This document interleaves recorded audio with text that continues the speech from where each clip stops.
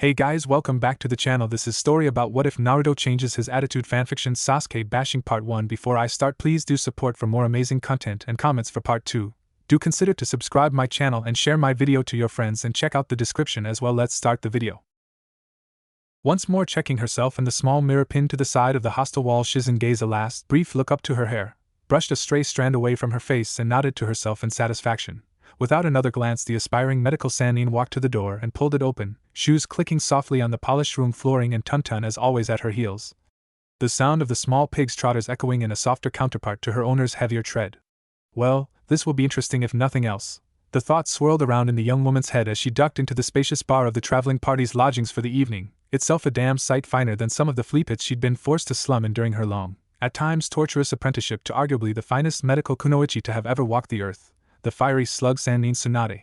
Though believe me, Naruto, nothing will stop me finding out just how you managed to pull this one off. Mastering the Rasengan in 3 days and then using it in a life or death struggle, I can just about understand. But this, standing up and seeing a very familiar orange-clad arm waving at her from one of the tables, she let a gracious smile and friendly attitude mask her inner deliberations. This one really puts the Naruto on the ramen. Hey Shizen Nei-chan. Her train of thought was jolted on the rails at the genin's voice, Naruto being as usual oblivious to her inner thoughts as he studied the menu in front of him. I haven't seen the pervert all night. Has the pin-up disappeared as well? Naruto, Shizen instantly defended her sensei, though the struggle to keep the smile off her face was harder than she'd have liked it to be. Don't call Tsunade-sama a pin-up. She's a well-respected Sannin and more than earned her rank as expected. He merely looked over the top of his menu and shrugged. It's either that or Bachan. Once more Shizen's lips flickered before she could iron them straight again, though Tuntun proved her worth once again by jumping into the seat next to the smaller ninja and placing a trotter on his leg, immediately rewarded with a scratch just behind her ears. Hey Tuntun, she managed to talk Erosenin out of cooking you for another day then? Too right I did. Just for once the young kunoichi's face darkened as she remembered the laughing toad sage offered the idea up as a change from the packs of ramen Naruto had brought with him. If her scowl hadn't quashed the idea, the impact of her sensei's fist to his jaw a split second later certainly had. Tsunade had always had a soft spot for her apprentice's pet. Anyway, seen anything good on the menu? Or is it ramen for you again tonight? Ramen is the kami of foods, Naruto shot back affronted before his sudden ire collapsed in on itself, and he muttered mutinously, though they don't serve it here. If I'd known that, I'd have made sure I picked somewhere else to stop for the night. It would have been better food and probably cheaper into the bargain. Unable to stop herself this time, Shizen simply watched the blonde ninja pout at the same time as tried to get the few pieces of information she had gleaned so far stick together to form something like a picture in her mind. In truth, if was nothing to go on, she'd been as surprised as anyone when, just as Jiraiya had finished collecting firewood from the small copse near the campsite they'd decided on for the night, Naruto had suddenly stood up and declared he was sick of camping out under the stars and was going to do something about it. Before anyone else could stop him, there were hundreds of orange-clad bodies almost tumbling over one another in every direction. Once this mass shadow clone melee had dispersed, Naruto had simply sat back down and resisted all attempts by both Sannin to reveal what he was up to, driving both Jiraiya and Tsunade to distraction by deflecting attention to their age and questionable hobby activities respectively.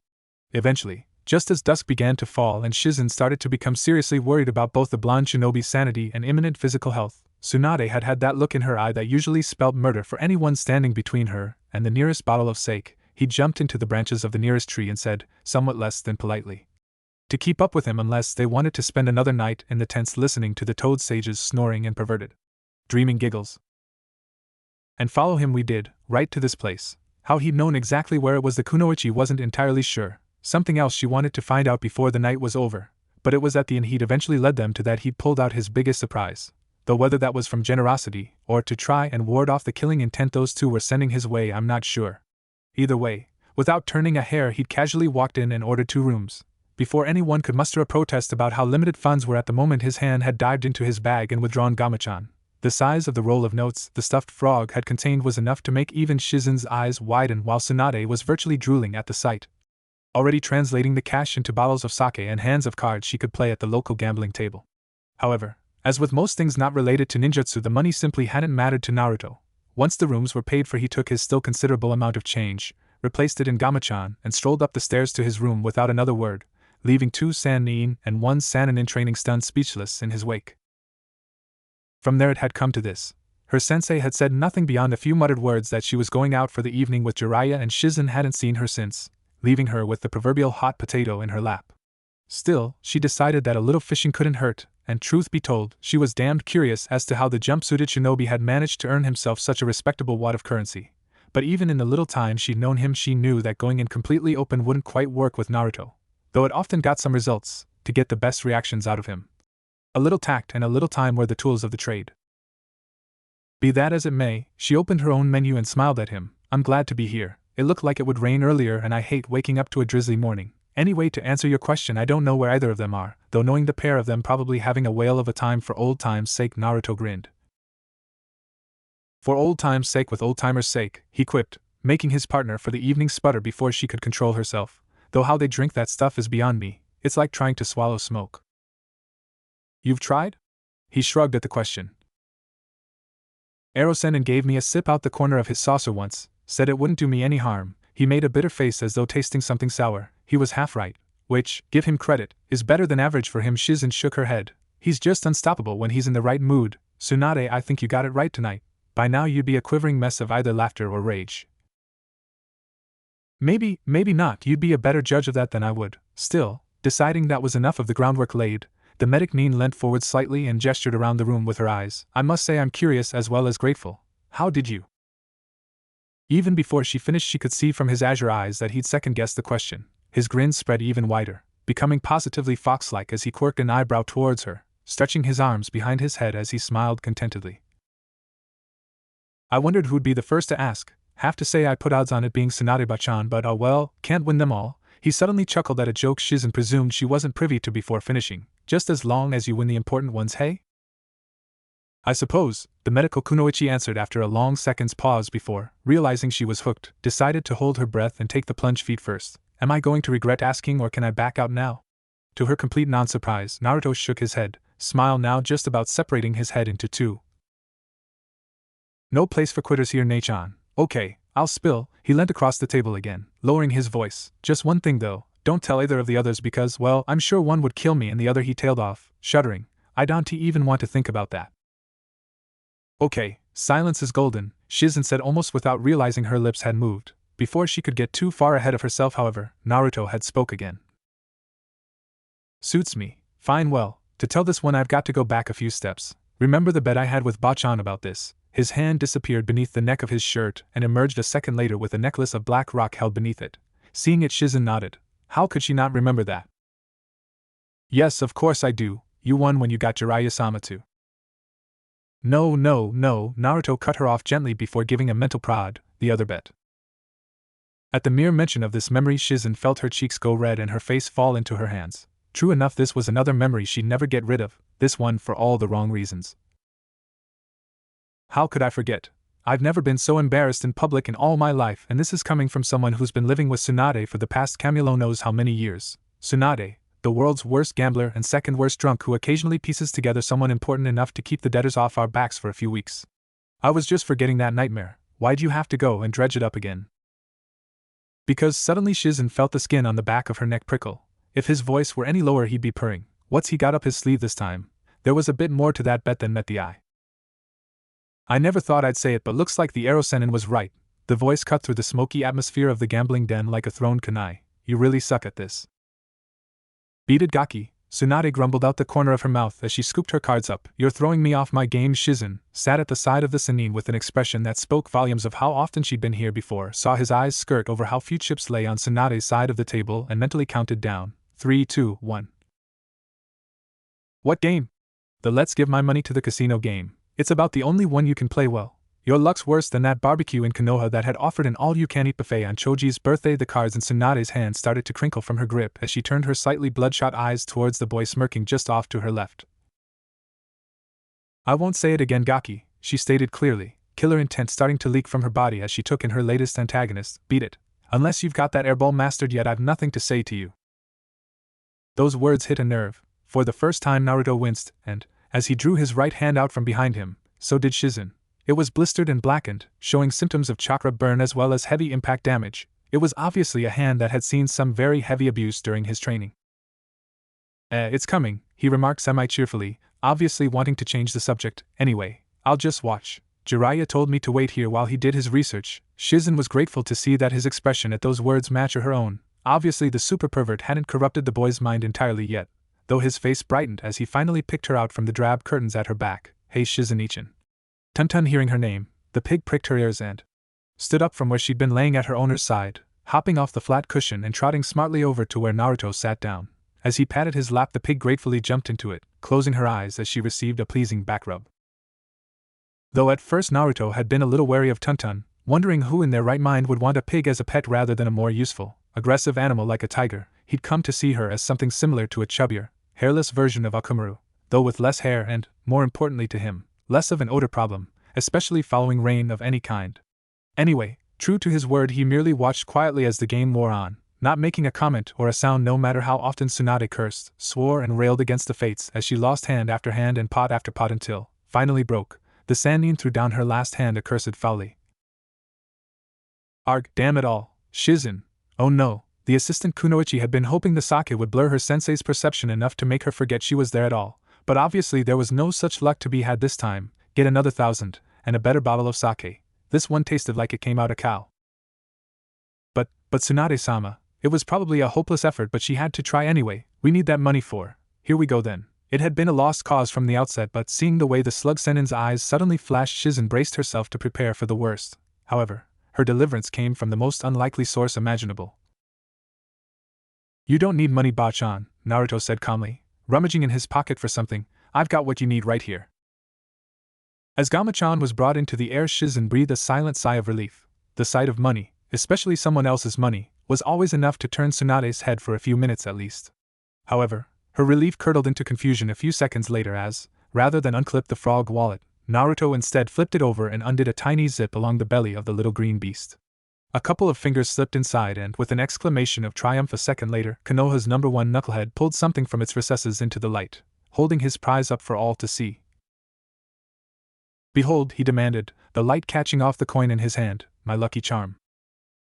Lucky charm, Tsunade repeated in a dead tone of voice, taking in the grubby, slightly battered form of the silver of metal before her. How in Kami's name has that thing ever been lucky? It's got you as an owner, hasn't it? Ignoring the barb, Naruto merely explained in his own time. Found it one night when I was out for my evening jog, he mentioned, casually ignoring the circumstances behind said jog, including a mob of angry, possibly drunken villagers and several heavy items landing within inches of his heels. I can always call right with this coin. Doesn't matter how often, it's never wrong. Really? You bet.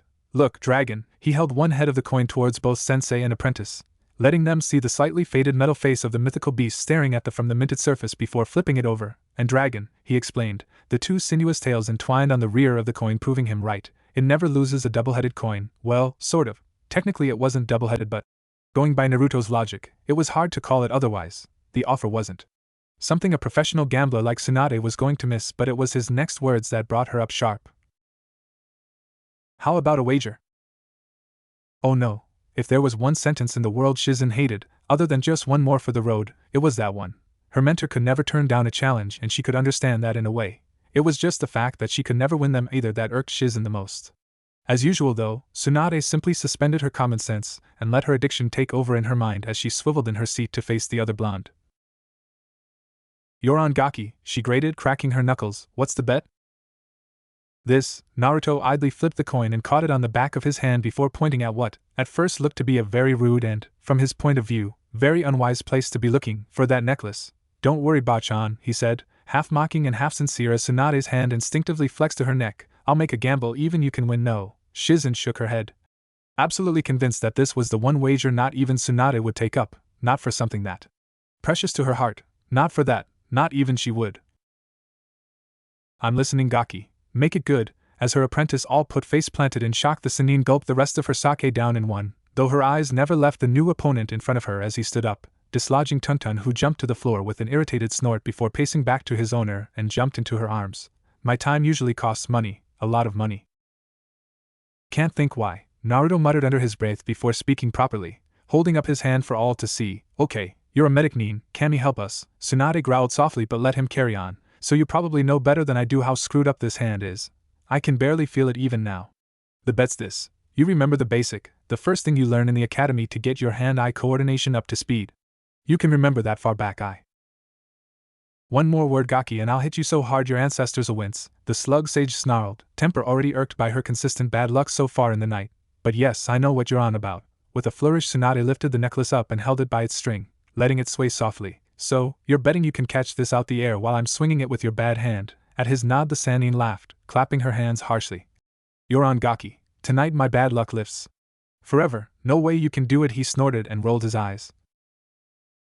That's the idea, Bachan. In fact, just to make sure of it, I'll have my eyes shut when I'm doing it, he boasted boldly. At this, Tsunade simply cackled and reached forwards eagerly, grabbing his nearest hand and seemingly unaware as her opponent nearly fainted at the sudden explosion of pain from the end of his arm. You're on. Shiz, and you're our spotter. Make sure the little baka doesn't try to pull a fast one. With a resigned sigh, the younger woman stood up slowly and squeezed past her seated sensei with Tuntun in her arms, coming to a halt just behind where Naruto was now stood and standing with her arms folded. She stood in that position for no longer than a few moments before almost leaping through the roof in shock as a heavy hand slapped down on her shoulder. Sorry I'm late. Hope the Gaki wasn't any trouble. Jiraiya. It was indeed the Toad Sage who had startled her so, his rough voice softening as he looked past her at where his student stood facing off against his old teammate. What's going on? Some kind of crazy bet, Shizen sighed as Tsunade suddenly twisted her wrist and the necklace went from stationary to a propeller, blurring and humming through the air as Naruto tensed up. The necklace against some kind of lucky coin Naruto has. He has to catch the necklace with his eyes shut and his bad hand to win, she felt rather than heard the older man snort, feeling the creasing of the fabric around him as he folded his arms.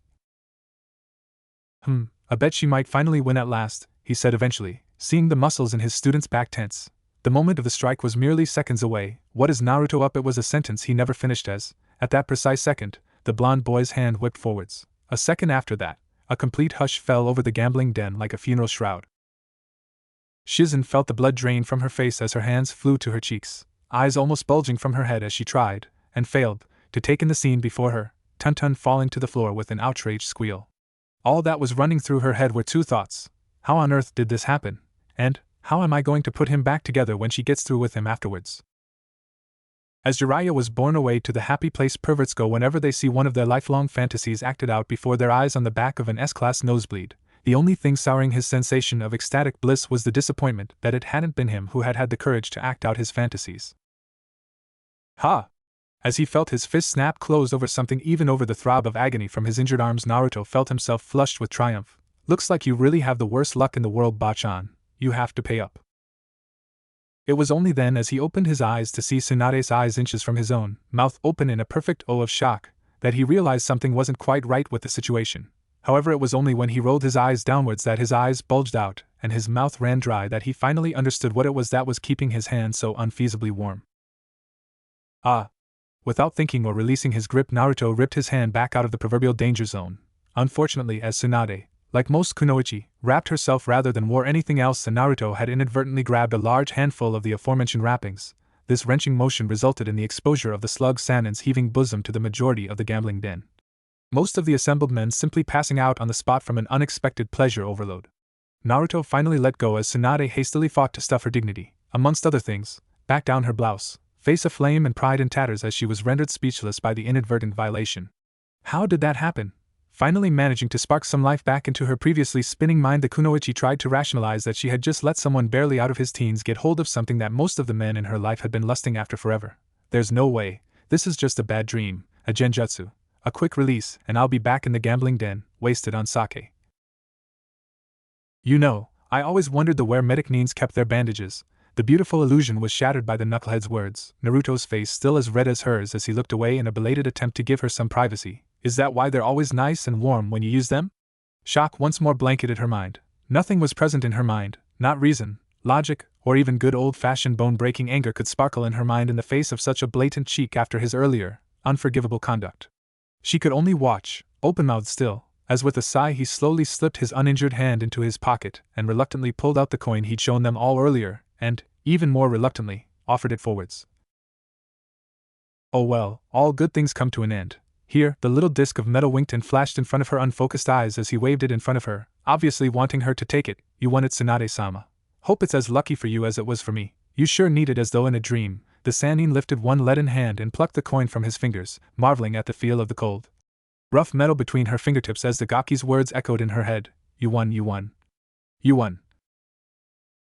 I won, she breathed, the message finally sinking in as she clenched the coin in her fist. I won, this is it. The curse is broken. Suddenly, Madly delirious joy surged through her veins as she clutched the spoils of her victorious bet to her recently ruffled chest, grin almost as wide as Naruto's usually was and laughter echoing raucously all around her. I'm on a roll, nothing can stop me now, Shizen.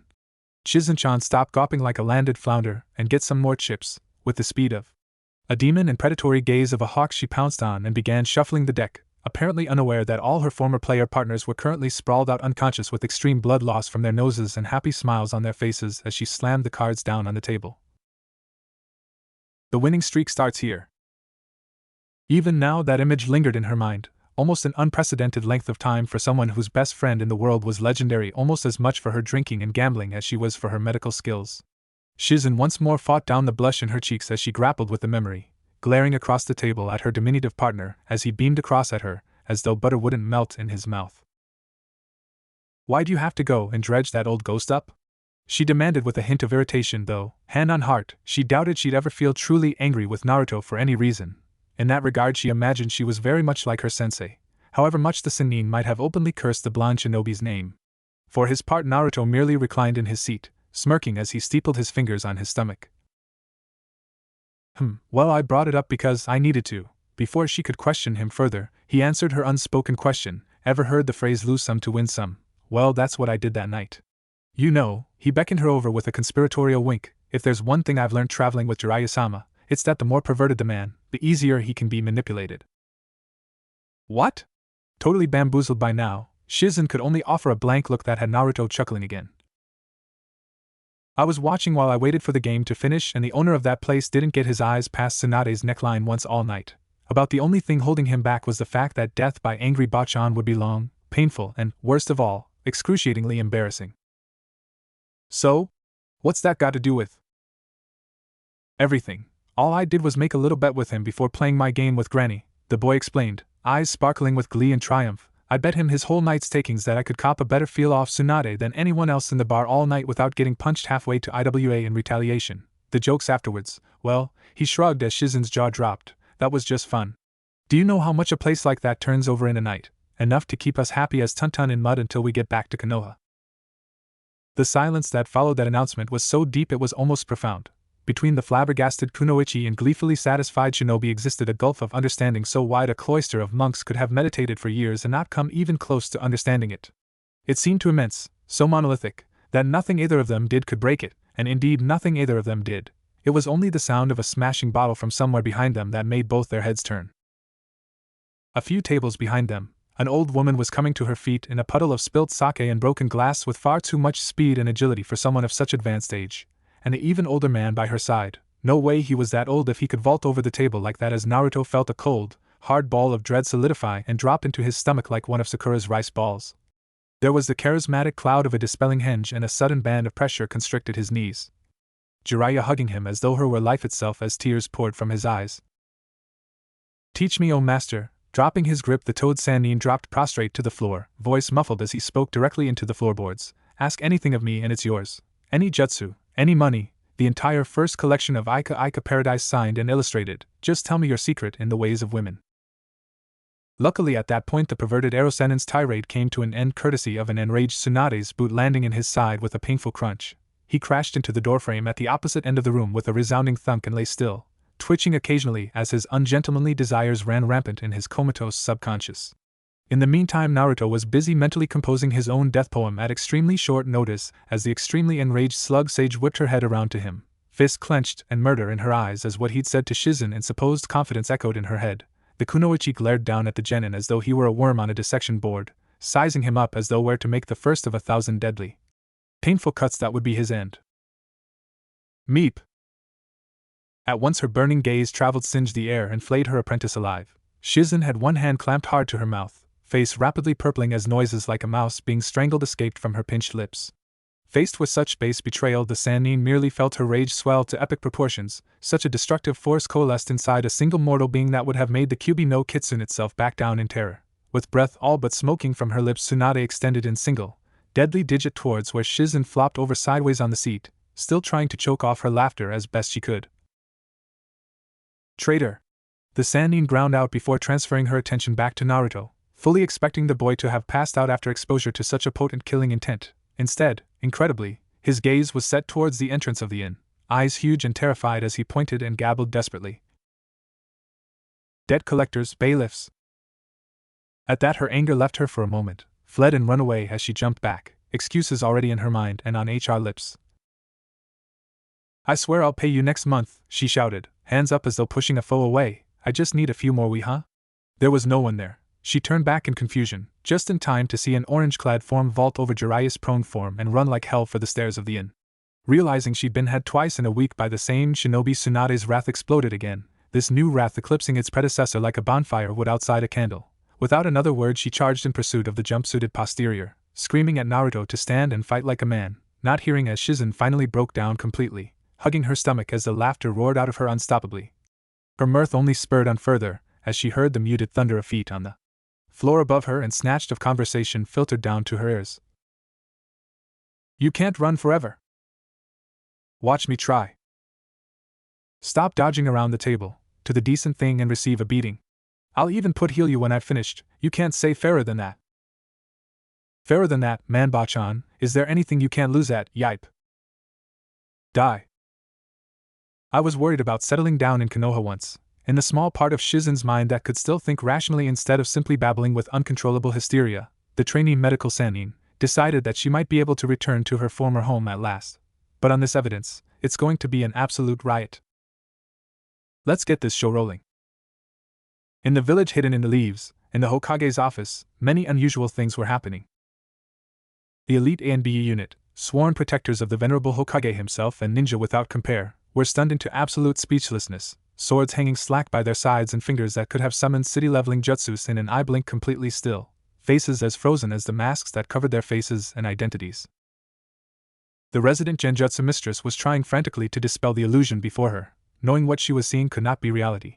Even as she focused and released her chakra, however, a small sliver of her mind was a little disappointed that she'd have to break such a wonderful illusion. It wasn't every day that she could look one of the most notorious perverts in the leaf in the eye without having to peer over the cover of the book she despised so much. The father and son duo of smokers were currently not partaking in their usual vice.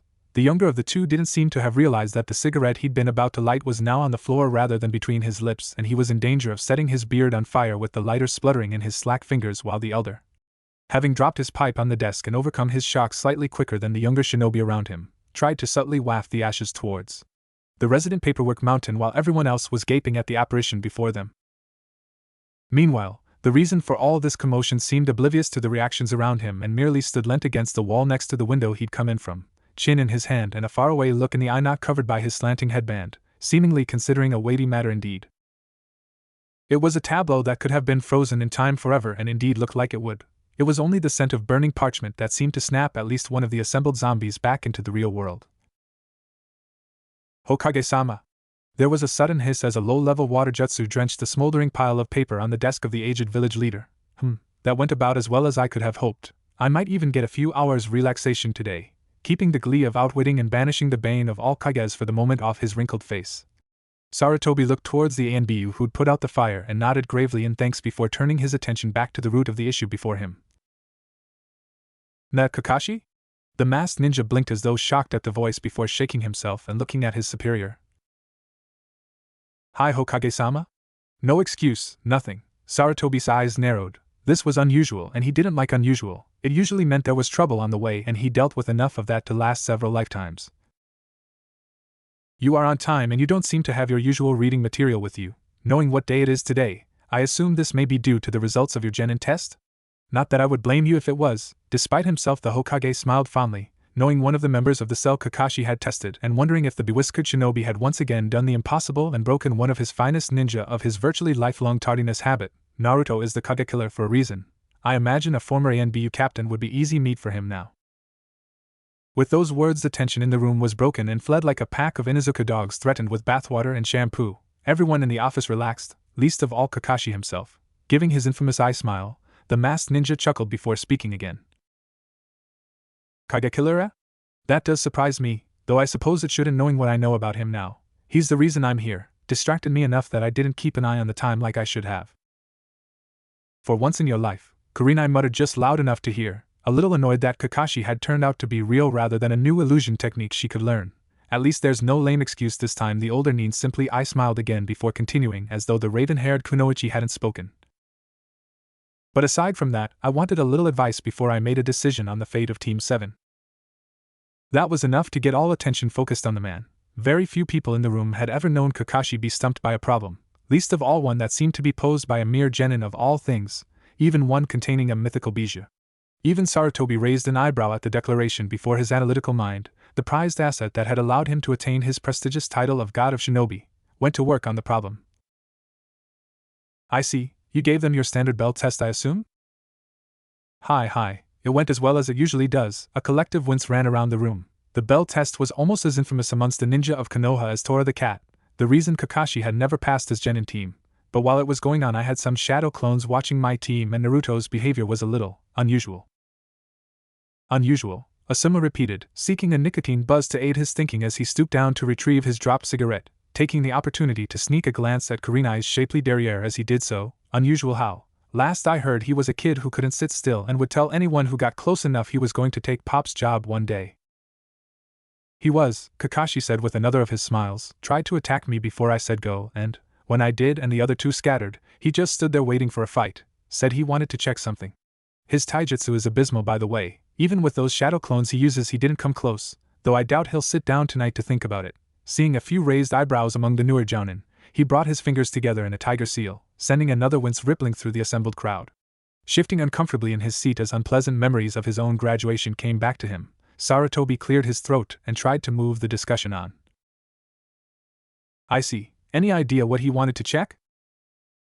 No, at least, I didn't then. But I'll come back to that, the Scarecrow replied, all business in his tone now as he recounted the remainder of his test. After I left him to cool down near the river with a shadow clone to keep an eye on him, I went after the others. The girl needs help. She fell apart in a fairly low-level genjutsu and is a fangirl of the highest order. She'll need some help to break out of that mentality before it gets her killed. Almost without meaning to, he saw Kurenai's face harden into a scowl. Good, if I can get her on my side that might sugar the pill for what I want to do with these three. And the Uchiha, well, not as gifted as he likes to think he is, though his fire affinity is quite well developed. He has no sense of teamwork and an ego bigger than the Hokage monument. The title Rookie of the Year has gone to his head, and it needs work to puncture it. As is always the way, I think Guy is still struggling with that Hyuga from last year, one of the other jounins piped up, pushing his glasses up his nose as he did so they didn't work together then? Kakashi shook his head. No, though the clone I left with Naruto reported some interesting things. After I left him he tried to track me down, pretty well as my clone almost lost him a few times. But when he came across Sakura he didn't help her immediately, which was odd. He took off her headband and did something to it, couldn't see what, before replacing it and waking her up. What happened then? Asuma asked, curious as in all the time he'd known Naruto, he'd never seen or heard of the boy not coming to the help of one of his precious people immediately. And Sakura is not precious to him, though Kami alone knows why. He got a punch on the head, a short rant that he'd never be as good as her Sasuke-kun and a declaration that she was going to find the Uchiha and prove love conquers all. Kakashi smirked behind his mask as he realized his numerous prods were having the desired effect. Kurenai was looking almost murderous by now, then she left, the wrong way by the way, before Naruto picked himself up and sent a shadow clone after her. After that he shot off looking for Sasuke. Did he find him? Yes, it wasn't hard. The Uchiha wasn't going anywhere fast, in fact buried up to his neck he wasn't going anywhere at all. The image got a few smirks, even an outright chuckle from Aoba, sensei of Team 2 and well known as the Jounin with a sense of fun almost as keen as Naruto's, as expected of the only ninja ever to prank Mitarashi Anko and live to tell the tale. Of course Naruto found him and promptly fell over laughing. The look on Sasuke's face was worth 1,000 words, even more so. When Naruto took off his headband just to check if this thing was real, Aoba was outright snorting by now, half hunched over and probably, Kakashi guessed, cursing that Naruto hadn't been on his squad, but after that he replaced it and summoned some clones to help dig him up. As he was doing this Sakura finally arrived and started to help, which quite surprised me. Naruto was saying he trapped an area of the training ground but the others weren't listening from what I could see and hear. Sasuke was convinced he could go it alone and Sakura was right behind him, but before anything else could happen the buzzer went off. The anticlimactic ending seemed to depress the whole room. Despite himself Kakashi was quite the storyteller when it came to descriptions such as this. Sarutobi remembered that even as a genin he could turn a standard capture Tora mission report into a heart-pounding chase across most of Fire Country while dodging villagers and missing Nin alike, though that was before he lost his team and sensei. It is a shame you've never been able to let that go, Kakashi. The future is a brighter place then. You can see, even with the Sharingan. So, they didn't pass then, one of the assembled Jounin, Ginma, ventured, rolling his ever-present saban across his lips as he did so. The council's going to raise hell over this.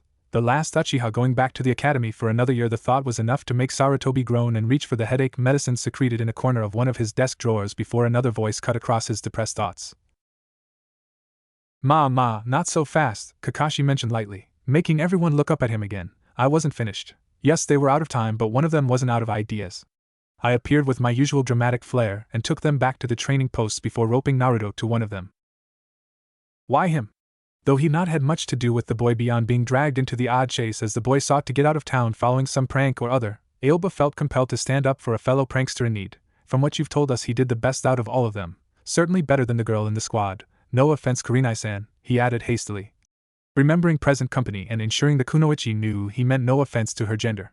Before the genjutsu mistress could reply, though, she was cut off by Kakashi himself, a brisker, more businesslike tone to his voice now. I had to in order have any chance of their second chance working. If I'd used Sasuke, Sakura would have fed him regardless of what I said. If I'd used Sakura, Naruto would have done the same. It wasn't fair, but it had to be him. Thing was, after I tied him, put down the hissy fit Sasuke threw and explained the rules, Naruto threw a shuriken in the works. But if anyone feeds Naruto before the second test starts, you all fail regardless. Having said his piece, Kakashi prepared to vanish away before a sudden voice, or more accurately the claim that voice was making, made him pause. Ne, Kakashi-sensei, we don't need another chance, is he for real? Looking over at the restrained member of Team 7 with a hardened eye, the Jounin was pleased to see the boy squirm a little before dropping his gaze to the floor. Oh? And why do you have any reason to say that? At least your teammates may have a chance to graduate if you pull your weight. It was a little harsh, especially as Kakashi had seen it wasn't true. In his opinion, Naruto had a lot of potential untapped, and he knew at least some of that was due to neglect at the academy. But having lived through and grown up in wartime, the older ninja belonged firmly in the tough love camp. If mere words were enough to break a ninja, what good could he be where the kunai were flying and all hell was breaking loose? He was expecting disappointment, possibly even tears for trampling so casually on a dream he knew Naruto cherished. What he did not expect was for the demon vessel to suddenly look up, face ablaze with a grin that shone more brightly than any rationed jutsu and lightness in his voice. I don't have to say anything, Sakura-chan, Sasuke team, he nodded at each of his teammates in turn, undo your headbands. Obviously, Kakashi wasn't the only one who thought the boy had lost his marbles. What are you talking about, Dobe? Naruto Baka, stop trying to show off and be cool like Sasuke-kun. We're all in trouble because of you. Shut up before you make it worse. From where I'm standing it can't get worse, he shot back, trying to shrug as best he could with his shoulders wrapped up by ropes. Just do it. Interested despite himself, Kakashi looked over the top of his book and reluctantly removed his eyes from the inspired scribblings in time to see his other two students shared a look before. With a final huff, Sakura reached up and roughly pulled on the cloth of her headband, tugging the whole thing off and letting her pink hair spill over her face and down the back of her neck. There, okay Baka, what was the big? A musical tinkle by her feet made her pause. At the same time the grin on Naruto's face threatened to consume half his head, and Kakashi came closer than he'd ever thought possible to dropping his beloved Ica Ica Paradise Limited Color Edition, signed by the author. Rolled up against the Cherry Blossom girl's left foot was a small, slightly battered toy bell. All was still, each of the assembled neens gawking at the tiny toy before. With a strangled cry, Sasuke almost ripped his own headband off without undoing the knot. Sliding the cloth through his fingers, the so-called prodigy let out a very un-Uchiha gasp as the second bell fell into his palm. Seeing this, Kakashi whipped his free hand down to his belt. As he drew his hand up, he was equal parts confused and relieved to see the two bells still attached to his belt. He cheated, he must have extra. That comforting line of reasoning was cruelly ripped away from him as both bells in his hands exploded in clouds of smoke. Shadow clones, hinged shadow clones. Their chakra constructs so are virtually weightless. I never noticed. How did he pull the switch? Before he could think too long on the matter, however, there was a strangled scream from the student who appeared to have tricked him. Naruto! Despite her apparent dislike of the boy, it seemed Sakura had her heart in the right place. Seeing Naruto's face drain to the pallor of a corpse and his body fold in on itself as a response to some pain she couldn't see, the girl was at his side in a heartbeat trying to inspect the damage. Kakashi started forwards as well, stepping past the still stunned Sasuke, though even as he did so it appeared Konoha's #1 surprising ninja was recovering. There was a little more color in his cheeks and his breathing seemed to even out a little as he looked up and managed a grimacing smile. I just learned something, he shuddered again before continuing, about shadow clones. Really? Feigning boredom now the crisis appeared to be over, though his mind was racing a million miles a minute behind his mask. Kakashi examined his book again, What was that? When you dispel a shadow clone, Naruto continued in a labored tone, shaking like someone who'd either just run a marathon or had a little chat with a Biki and Enko over a cup of tea and a hot branding iron, you get all its memories and experiences. So, stepping back as she realized there was nothing wrong with her teammate, Sakura folded her arms with a firm, if accepting expression. What's that got to do with anything? Naruto turned to look at her with a pained grin. This is awkward. Put it this way, Sakura-chan. If it had been me dangling like those bell clones were, I'd probably make the male star of Kakashi-sensei's porn book green with envy right about now. Kakashi paused, wiping his fingertips across the back of his jounin pants at this point as the majority of the Hokage's office winced and moaned from the sympathy pains from an important part of their anatomy. Unfortunately, Kurenai, not affected beyond a quirking of the eyebrow and a sudden smirk on her lips, spoke up. Really, might have to suggest that one to Anko sometime. Without meaning to, she saw several of the men around her wince again, Aoba almost turning green as he realized if that did happen he was going to be first in the firing line. But Naruto, he passed the bell test? Solo? It looked that way, the Kopinin confirmed before seeming to remember something and looking at the Hokage. Hokage-sama, would it be possible for you to summon Yumino Irika here? I need him to confirm a few things after this story is over. Sarutobi nodded, dispatching an Inbyu to the task with a flick of his hand before looking over at Kakashi once more. He'll be here shortly, assuming they've let him off of the hospital probationary period yet. Anyway, continue Kakashi, I'm sure all of us here want to know how Naruto-kun pulled this one off. And that, Kakashi filled in with a deep eye smile and chuckle as he leant back against the wall, is a story well worth me telling. It took a few seconds to sink in, but when it did, it didn't take more than a split second for Sakura to sink her fist right into the helpless boy's cheek. You perverted baka. Hey, ow, it wasn't my fault. Naruto tried to defend himself as much as he was able to, writhing against the post to try and avoid Sakura's assault. Kakashi-sensei picked them yuck. Sakura-chan, Kakashi decided to cut in at this point, his facade of boredom as rigid as ever as the pink-haired girl looked up at him, letting Naruto fall slack against the ropes as he tried desperately to breathe again. Don't kill your teammate, you might need him later on, especially as he managed to get both bells. How did you do that, Naruto? And I want the truth. Though the tone was light and words spoken almost in jest, Naruto had spent enough time around and running away from ninja to know a command when he heard it. Sucking down a second breath, the boy began his tale. Well, I started after you did that smoke disappearing thingy yesterday. You said about your test and I wanted to find out about it. So I went and asked Irika-sensei if he knew anything about you, said I owed him some ramen and wanted to say thanks for caring, after what happened with Mizuki team. Despite himself, Naruto smiled at the memory, though it was and probably always be bittersweet knowledge for him, so we went to see Ayam-chan and old man Tucci. He told me he couldn't tell me about your test, but he said you were always late and about the book you're always reading. He also said something else that caught my interest. Oh really? As the whiskered visage leant forwards to look at him directly, Kakashi raised his visible eyebrow, wondering what the scarred Chunin could have told his adopted little brother. He told me that you've never passed a genin team before.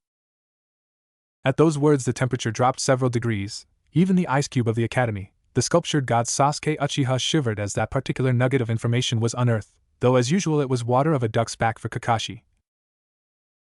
And it's true, I never have, he mentioned as though commenting on the weather before dragging the conversation back on track. Though knowing this, what did you do then?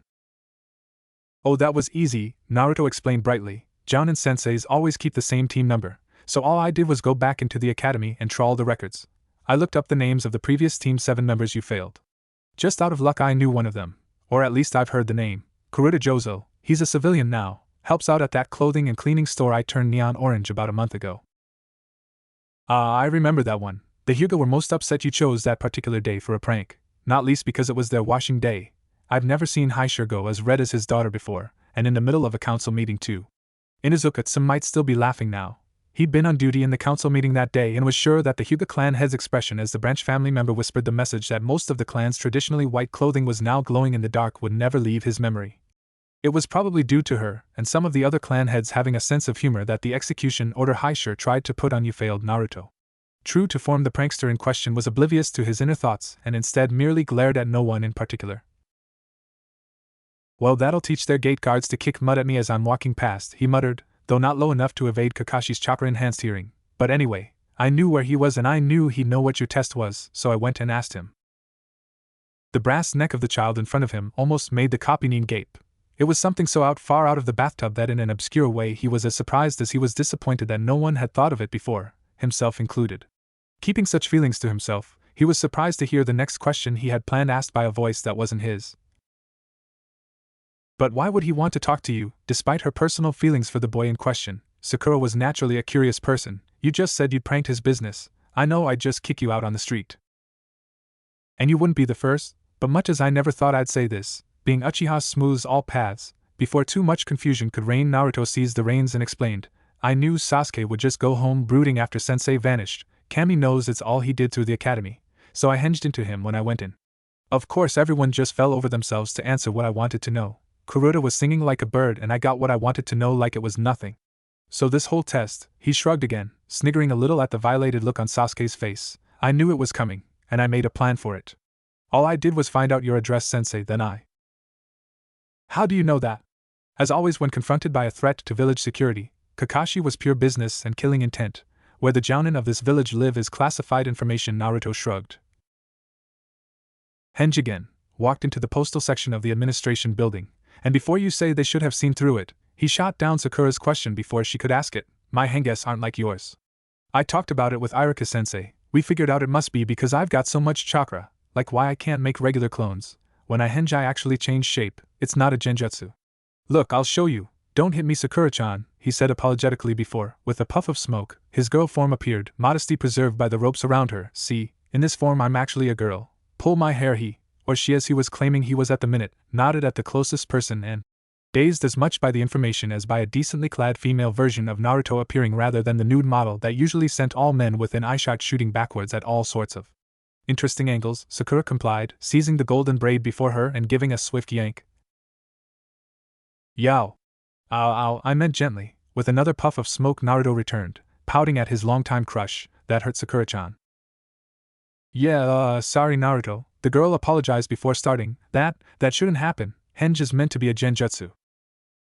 Not for me, it's not, the boy confirmed, grinned back in place before he turned back to Kakashi a bit more seriously. But yes, I henged into a postal ninja I'd seen around town, ducked into the back office and scanned through the address book. I've done it before when I need to know where someone I needed to prank lived or worked. When I knew where to go, I went there and well, you left a window open. You broke in? Kakashi wasn't sure whether to be impressed, amused or angry. Why? Well, I knew what you were going to do and I had a plan to deal with it. I went in and, by the way, you need to work on your trap-making skills, he told the jounin solemnly, Kakashi raising an eyebrow as he did. If you want, can give you some pointers. Check the forest about half a mile north of here if you don't believe me. I am slowly but surely losing the will to live. Is it too late to go nuke-nin already? Kakashi just about resisted the temptation to slap his face into his palm at the genin who continued to show up, both him and the village at large. Naruto, I take it you got in without a problem then? Yep, they don't call me Uzumaki. Broke into the Hokage's tower and stole the forbidden scroll, Naruto, for nothing, he confirmed before wrapping up his tale. But you left the bells Kuruta mentioned on the table by your bed, so I swiped them and had 2 shadow clones henge to replace them. After that, it was just a case of making the plant on Sakura-chan and the team, though you made that bit easy, Kakashi-sensei. What was the jutsu you used on Sasuke? It looked really cool. Cool? The word echoed around the silent office like a gong of a funeral bell. He makes a monkey out of one of the elite jounin of the village and he calls it cool. No offense to Enma and the other pops. Asuma was quick to offer amends as memories of the last time he'd accidentally insulted the Monkey King rose up in his mind. A chastening experiencing it had been. A pleasant one it was not. Fortunately though, the Hokage seemed too preoccupied with trying hard not to copy what Inuzuka-tsum had done a month ago and fall into hysteria in his chair, though the grin on his face was unmistakable as he looked up at the copy-nin.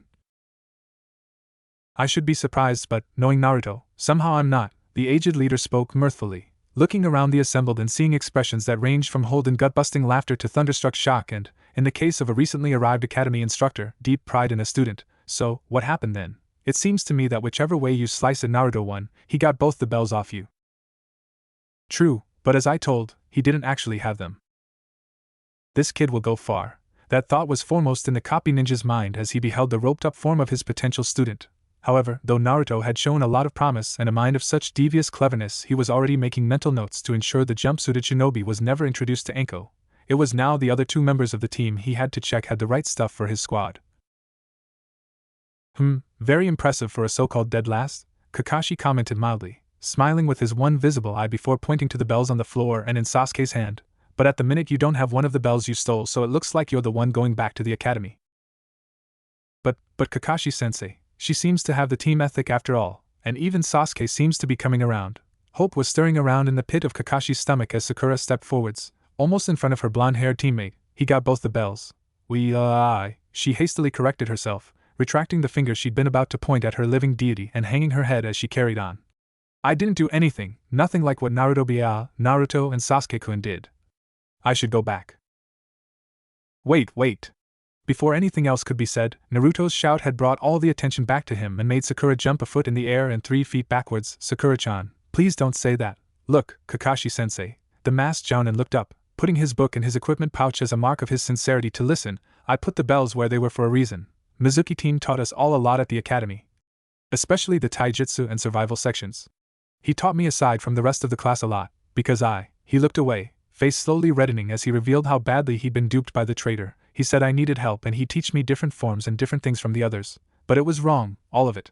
I was never any good in the academy spars and bottomed out the survival tests, and you just completely knocked 7 bells out of me just now, a no pun intended.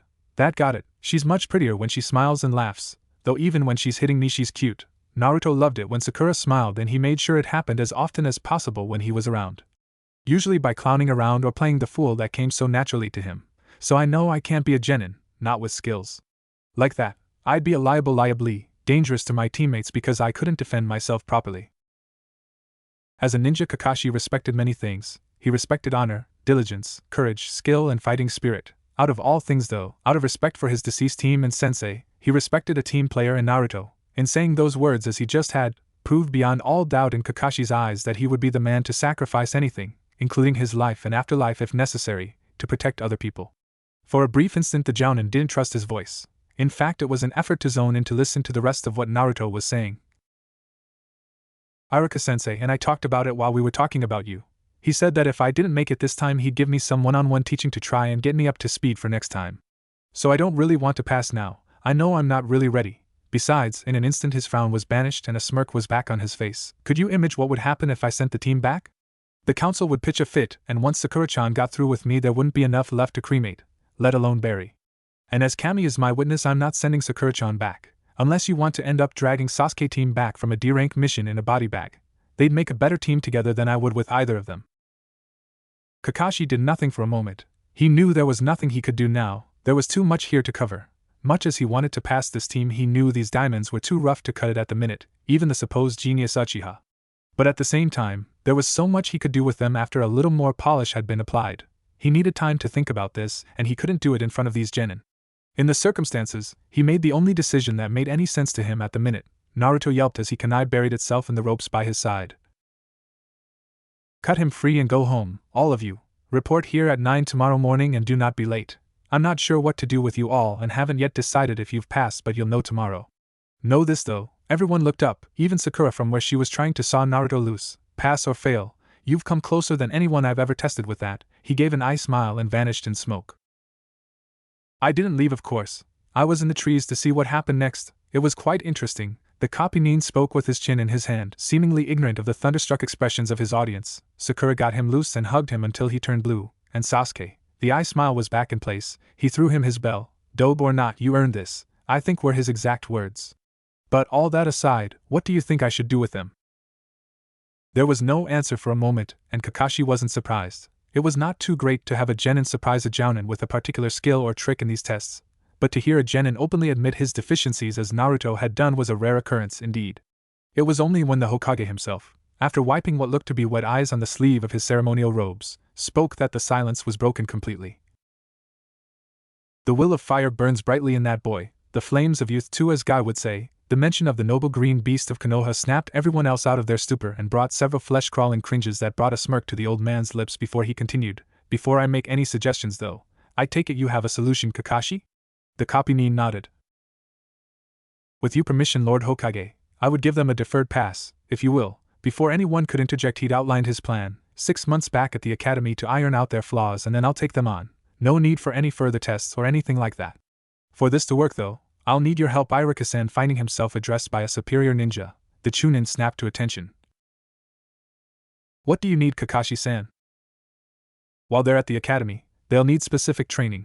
Naruto already knows his weaknesses and you know how to address them. If you need any further help, post him off to Guy. That'll make or break him. Kakashi gave his customary youthful shudder at this point as memories of his eternal rival broke over him like a cold sweat.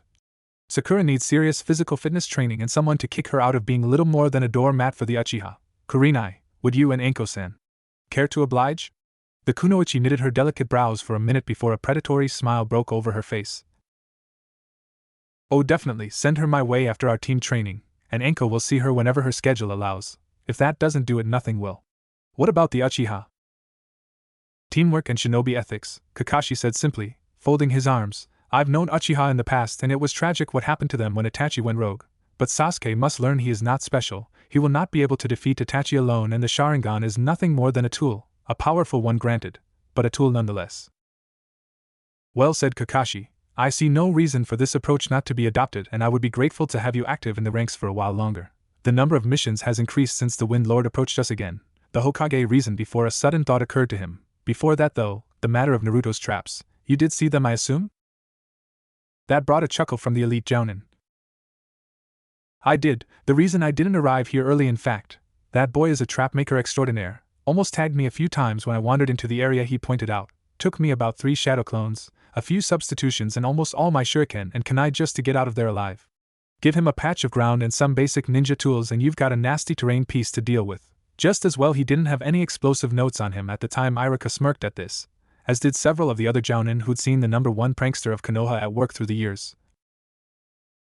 True, in that if nothing else the student has surpassed his teacher, the scarred man said with pride suffusing his tone. By your leave, Hokage-sama, I shall go and plan the remedial classes for those who didn't make it this time. Very well, in fact I believe that concludes this year's Genin selection. Congratulations to the new Jounin sensei and one Jounin sensei to be. Good luck to you all, you are dismissed. The assembled Jounin, and Irika, bowed slightly and made to leave before they were all stopped by a sudden bellow of laughter. Looking over to see Aoba doubled over and heaving with hysteria, the Hokage raised an eyebrow. Something wrong, Aoba-san? Unusually, as despite his joking nature Aoba was an exemplary shinobi, the Jounin ignored his superior and stumbled towards Irika. The Chunin had the look of a deer in the headlights as the taller man came to an ungainly halt in front of him and bowed deeply. Irika, he has surpassed all of us. Hokage-sama. The man collapsed against his leader's desk, apparently heedless of his forehead protector grinding into the squelchy morass of damp paperwork that had accumulated. Looking up at the older man with tear pouring from his eyes. Let me take him. Please let me take him on outside of missions when the academy's out. My team didn't pass and I'd kill for a shinobi like him to train. Oh, the TNI department wouldn't know what hit them. I'd have Anko on her knees and begging us to stop in a week. Surprise wasn't something Sarutobi was used to feeling, but he got over it with admirable haste and reasserted his authority over this bizarre situation. Aobi-san, control yourself and explain. Trying to comply, the Jounin stood up, coughing into a hand that failed to hide how broad his grin was, and looked across at where Kakashi, who'd been leaving through the window as he usually did, was once more leaning against the door. Hi Hokage-sama, but I think a visual demonstration is in order. Kakashi-san, the named ninja looked up at his name. You got tagged, in a big way you got tagged. Turn around. Stupidly, as the copy-nin would later berate himself, Kakashi did just that. As the entire room behind him simply dissolved into giggles, he realized immediately something was up. Turning back around to see all his peers in various stages of mirth and laughter, the former ANBU captain raised an eyebrow and reached behind his back. His spine froze when it came into contact with paper. No, it can't be. All those traps, all to try and prank me? With a tug he dislodged the slip from his back and brought it up in front of him, only to go suddenly pale and silent, swear a bloody, furious revenge against the prankster known as Uzumaki Naruto. It was a piece of paper framing a photograph that had been stuck onto it with tape, a photograph that Kakashi had sworn would never see the light of day as long as he was alive. In it, sitting in a high chair and staring at the camera with an apparently affronted expression, was a baby with short, sticking up silver hair and what looked like chocolate smeared liberally all over his lower face and both hands, hiding the features completely. It was the baby photo from hell, and Kakashi knew there was only one way Naruto could have gotten hold of it. Looks like he didn't just check out my bedside table during his impromptu smash and grab job, though the caption underneath the picture was definitely original. Pudding or no pudding? The mask stays on. 6 months. Irika, Aoba, the whisper sliced through the atmosphere of laughter and piled up bodies. Even if the way Kurenai had fallen against Hate and was almost crying into his shoulder from laughing so hard was certainly suggestive, the elite Jounin was feeling far too bloody-minded to mention it as he made his dire promise of a lifetime, 6 months to train Uzumaki Naruto, then his ass is mine. Deception is the way of the ninja. If an opponent believes you to be an idiot and an incompetent, he'll be most surprised when you reveal your full potential and surprises, especially those involving kanai, shuriken, jutsus or impressive taijutsu of any kind, have a nasty habit of being very fatal for those involved. In following this line of thinking there was one true exponent of the ideal of deception, though he had recently taken on a pupil who he hoped would follow in his footsteps as soon as he actually developed the skills to back up his ridiculous exterior. Regardless of his follower, however, everyone who had ever met him would immediately agree that, bumbling fool and lech though he might have appeared to be, in the middle of a life-or-death struggle there was no one you'd want on your side more the Jiraiya of the Sannin. An example of the Toad Sage's foidiacy was his sleeping habits. As Naruto continually complained on a daily basis, it generally took nothing less than an exploding tag in each earhole to get the old pervert moving in the morning. However, Jiraiya was a ninja and had from a very young age developed a hair-trigger sense of getting up and out in the blink of an eye, though this was more out of indulging his vices than any formal training despite Sarutobi-sensei's best efforts. More than one brothel madam, innocent servant, or irate father had blundered into a comely young lady's room in time to catch a glimpse of Jiraiya's half-naked backside rapidly vacating the premises through a convenient window. He chose to play possum in the morning simply because he had the choice to and liked to sleep in, not to mention it wound his student up something chronic, and that was a good enough reason both in and of itself. However, given the appropriate stimulus, the Gamma Sannin was guaranteed to be combat-ready in an instant. A girlish shriek of terror echoing through the night more than counted as an appropriate stimulus. Naruto. He hadn't been there for his godson's early life, but he'd be damned if he screwed it up now. Minato's legacy would become the legend the Yellow Flash had always said he would be, or Jiraiya swore he would throw himself into the Shinigami's stomach to let the Yondaime kick his ass willingly with a smile on his face. Throwing himself out of his sleeping bag and not even bothering to take the large toad-shaped sleeping cap off his head, a habit, he noted with equal parts hilarity and pride, that Naruto seemed to have taken up even from a young age, the older Nin sprinted towards the source of the cry, inwardly cursing at the same time as trying to work out why Naruto would have snuck out to train again. Had yesterday's brush with Akatsuki taught him nothing? He'd nearly been captured by Itachi and Kisame. Only dumb luck and lots of it had saved both him and Sasuke from death, or, in the Jinchuriki's case, a fate worse than death according to the report Guy had gasped at him prior to dragging a chagrined Sasuke back to Konoha. Stupid Gaki. The Toad Sage berated himself before focusing on the matter at hand. If it's one of the Red Dawn, I will make sure the sun goes down on them this day, huh? What's that? Stumbling to a halt, the ninja master focused more chakra to his ears and listened into the conversation he could hear his student having. Realizing Naruto was not in danger anymore, Jiraiya began to plot ways of making him pay for losing precious minutes of sleep at the same time as tried to figure out who the fox-containing boy was taking to. Oh, okay, you're not slicing me, that's good, right? You need more. No problem, I got plenty to spare. If these are his pickup lines, he needs more help than I can give him. The thought made the Toad Sage smile before listening in again. Though in the realms of womanly affection, there is no greater master than the legendary Jiraiya. Man, did that guy ever feed you? No wonder you went for me. It must have been like throwing a starving Akimichi into an all-you-can-eat barbecue buffet.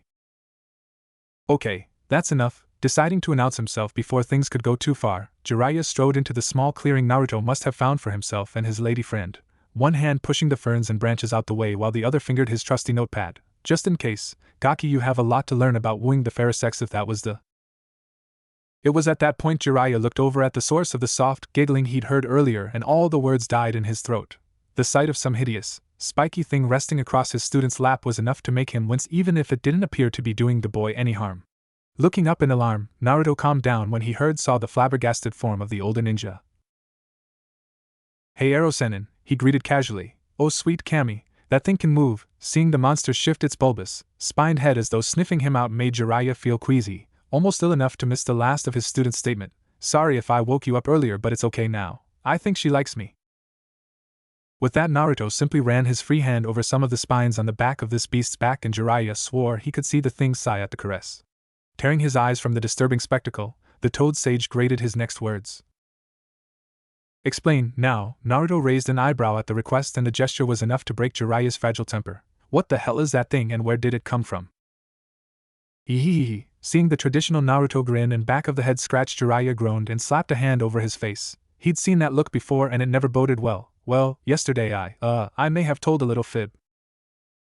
Well, tell me the truth now, his mentor sighed, knowing it was no use getting angry and crying over spilt milk now. I'm not angry, but I'm curious.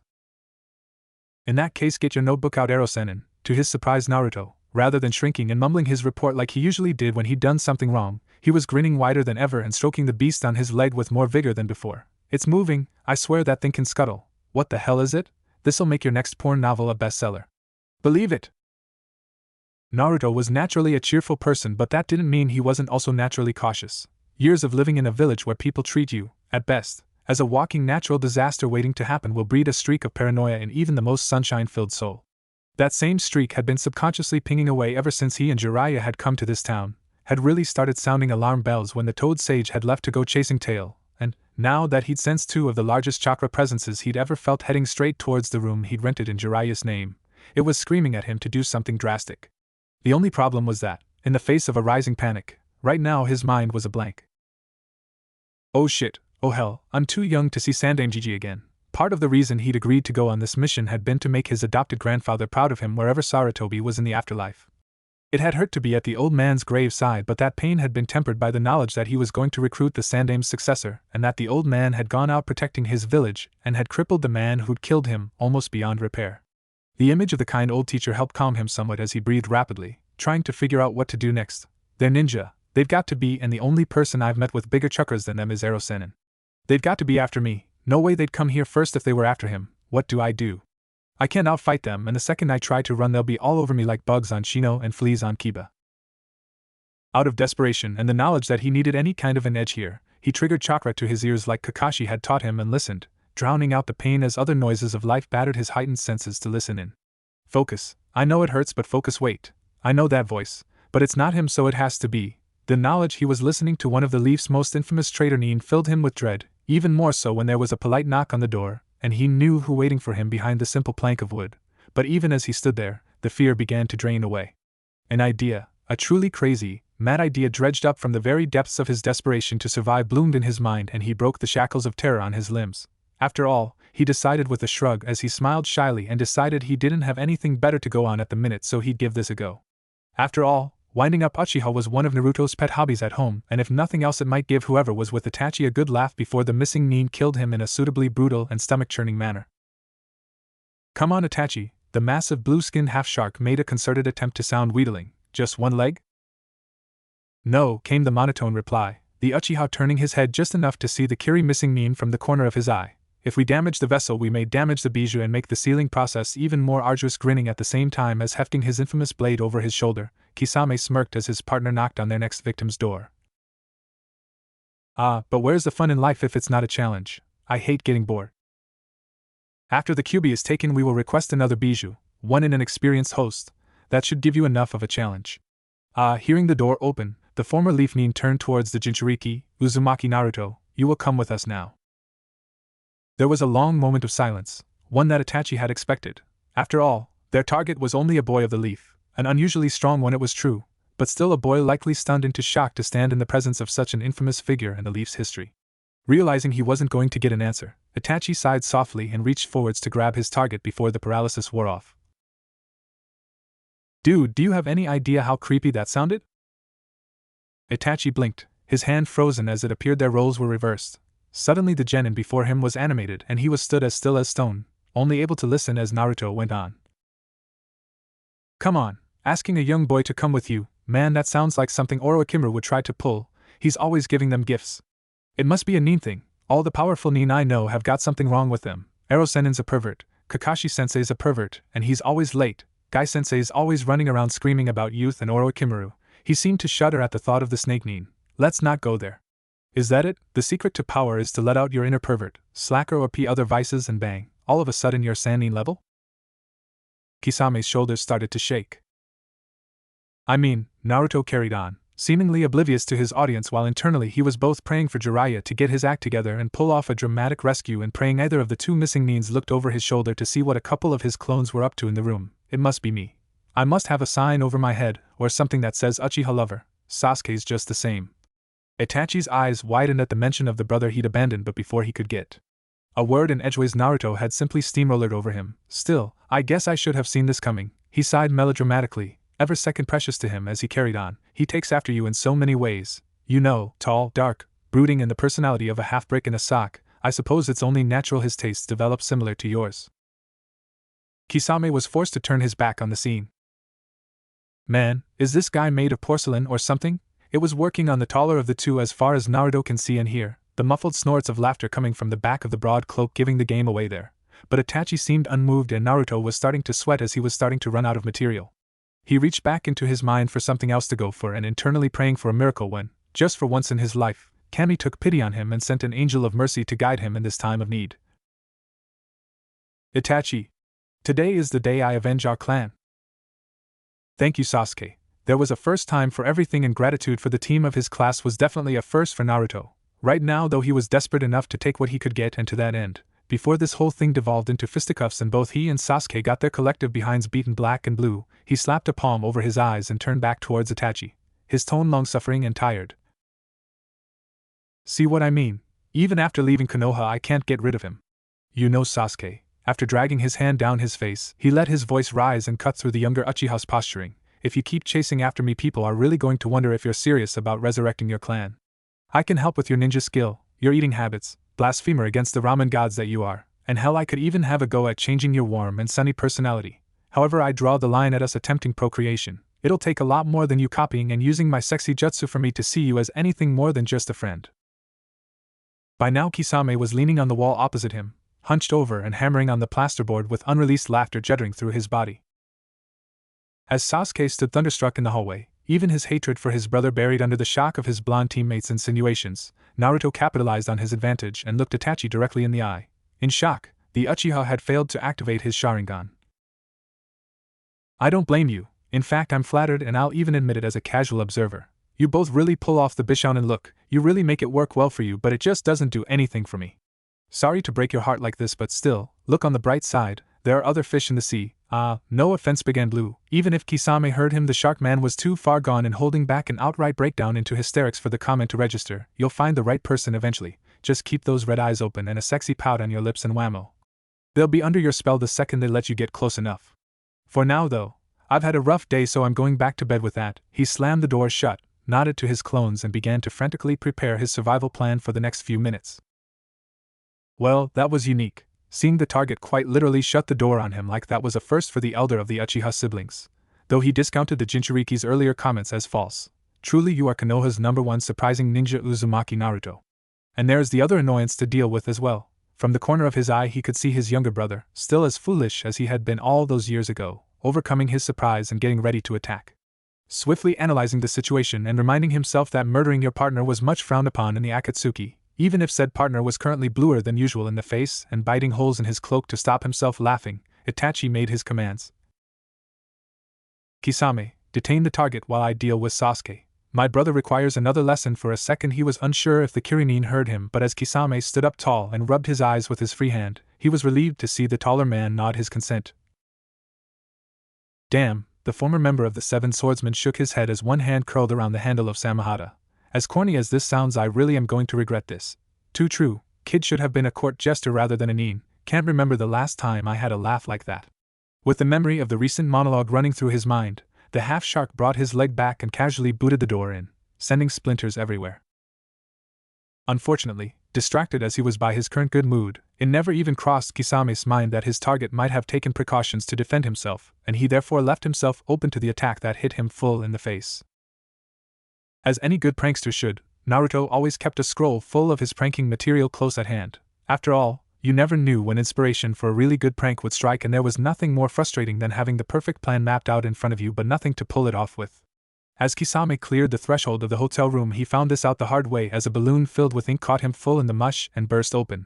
Though when diluted in water the ink was harmless, Naruto never intentionally incorporated anything that would hurt in his pranks just in case he hit the wrong person. Concentrated, it was a nasty skin irritant. It also didn't do much for the eyes either if the way Kisame suddenly howled like a baby and clutched a hand to his face was anything to go by. Casually deflecting Sasuke's rage-empowered blow with his elbow, Itachi had to catch himself from sighing and wondering what else was going to go wrong on this mission. That's it, kid, I'm ripping your legs off. Former funny comments forgotten, Kisame raged as he took wild one-handed swings with his weapon. Naruto ducked under one of the Sharkman's blows and made some hand seals that were immediately swallowed up by Itachi's revealed Sharingan. You're looking a bit green around the gills there. Had he not been slightly preoccupied with dodging and parrying his brother's offense, Itachi would have groaned at the lame pun at the same time as applaud the blonde shinobi for being able to throw his voice like that to confuse and misdirect his blinded opponent. Clear the decks. Medical emergency. We've got a sick shark here. There is a puff of smoke that quickly cleared to reveal a female Naruto clad in a nurse outfit that left little to the imagination. A henge. But why? Itachi pondered the question as he casually caught his brother's lightning-encased fist and punched just above his elbow with his free hand, deadening Sasuke's arm and dispersing the technique. He caught his younger brother by the collar and hefted him from the floor in time to hear the last of Naruto's words. Nurse Naruto to the rescue. Calm down, Kisame-san. Be a good boy and you might get a lollipop, the shark man bellowed in rage, the noise making both Uchiha brothers look over at the ongoing fight and forget their quarrel for a minute. Forget the legs, everything below the waist is getting fed to Samahata, piece by piece. Now calm down. Itachi wondered for a minute why Naruto had given away his position by not throwing his voice again. When the answer arrived a second later, however, he found himself regretting his curiosity. I said, the henge boy hopped back, the tip of the legendary blade ruffling the midriff of her uniform before dodging back inside Kisame's swing. Cool off. There is a school of thought in the ninja world that states emotions make a shinobi weak. However, Konoha as a majority did not subscribe to this belief and therefore taught its children to experience all the emotions life can bring. In addition, many emotions such as fear, rage and anger, to say nothing of the desire to protect something you love, can empower anyone to heights they never dreamed they could tap. Hyuga Hinata's performance in the Chunin exams, gaining a glancing hit on her seemingly invincible prodigy of a cousin to prove herself to the one she fanned a flame for, was proof enough of that. Sasuke's hatred for the man that had massacred his family was another, albeit darker, font of strength he could draw from, but regardless of the depths of his hatred, there are some experiences even more primal, causing such bonding between humans of the same sex that they can smother all emotions and force even mortal enemies to react in a set, predetermined pattern.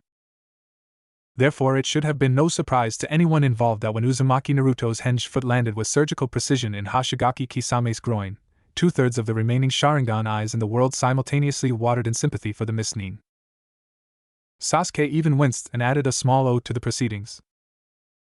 Kisame for his part simply collapsed, Samahata clattering to the floor as the misnin's face went from ocean blue to swamp water green, both his eyes and mouth open to their fullest extent.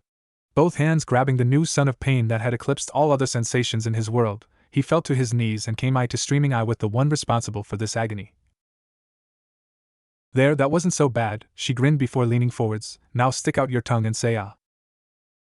I'm gonna kill you, kid. The threat would have sounded more impressive if the one administering it wasn't talking in a voice that would have put a falsetto choir girl to shame.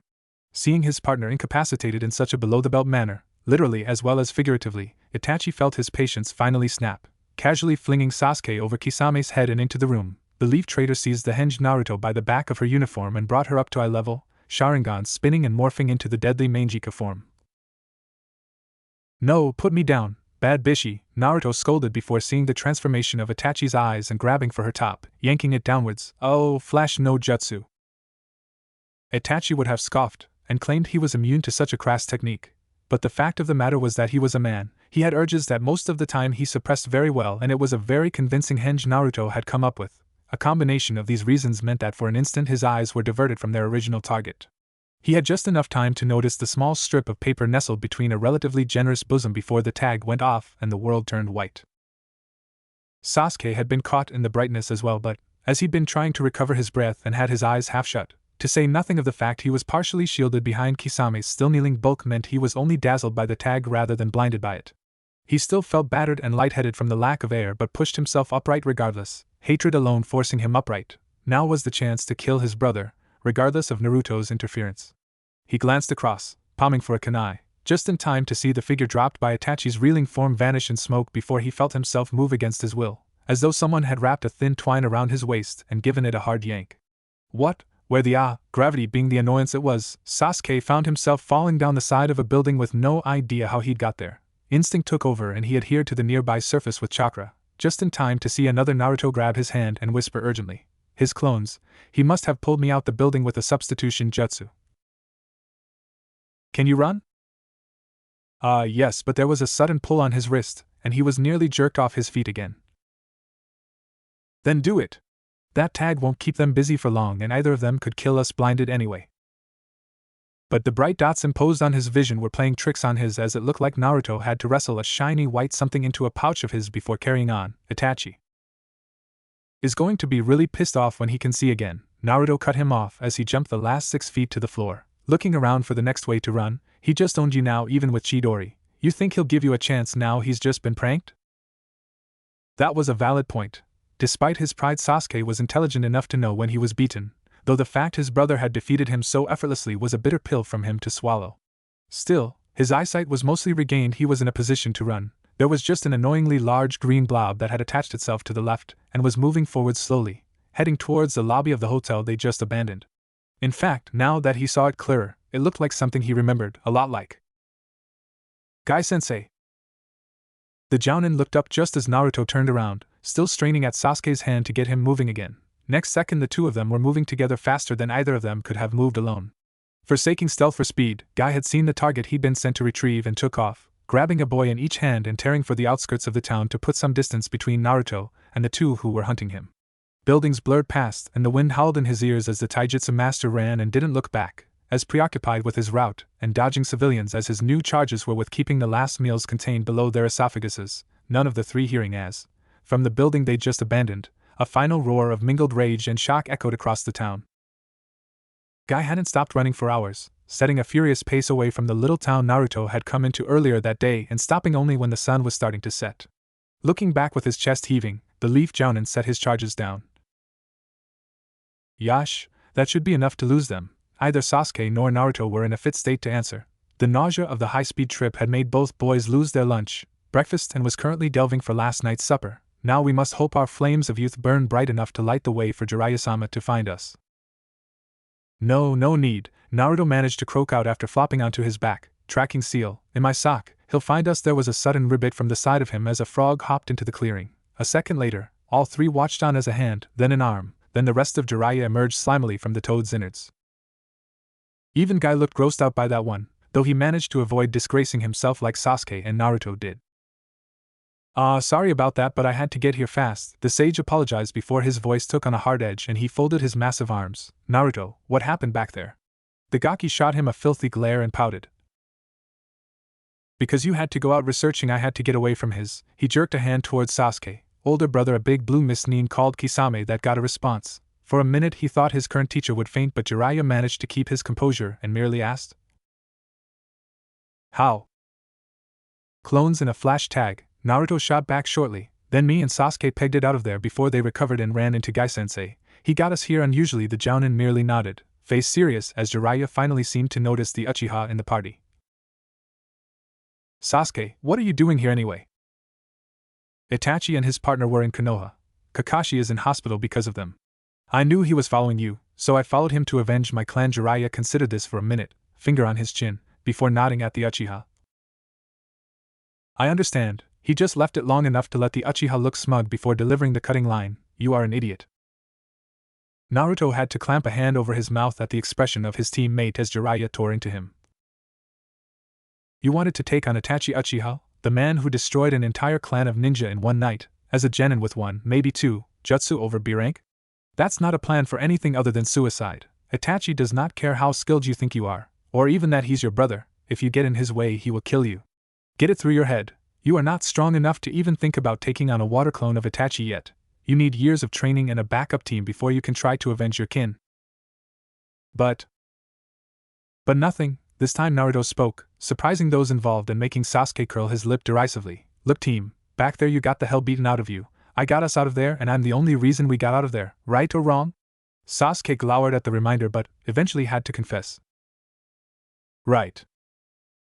Okay, progress. Want to know how I did that? How I pulled one over on your brother? It's easy, I didn't do what he told me to do. I did something different, and it caught him flat-footed. Exactly what you haven't been doing all these years. What did he say, Sasuke, on that night? What did he tell you to do? I know he said something. It was chucked around the academy enough, and some of the others there had family in high places.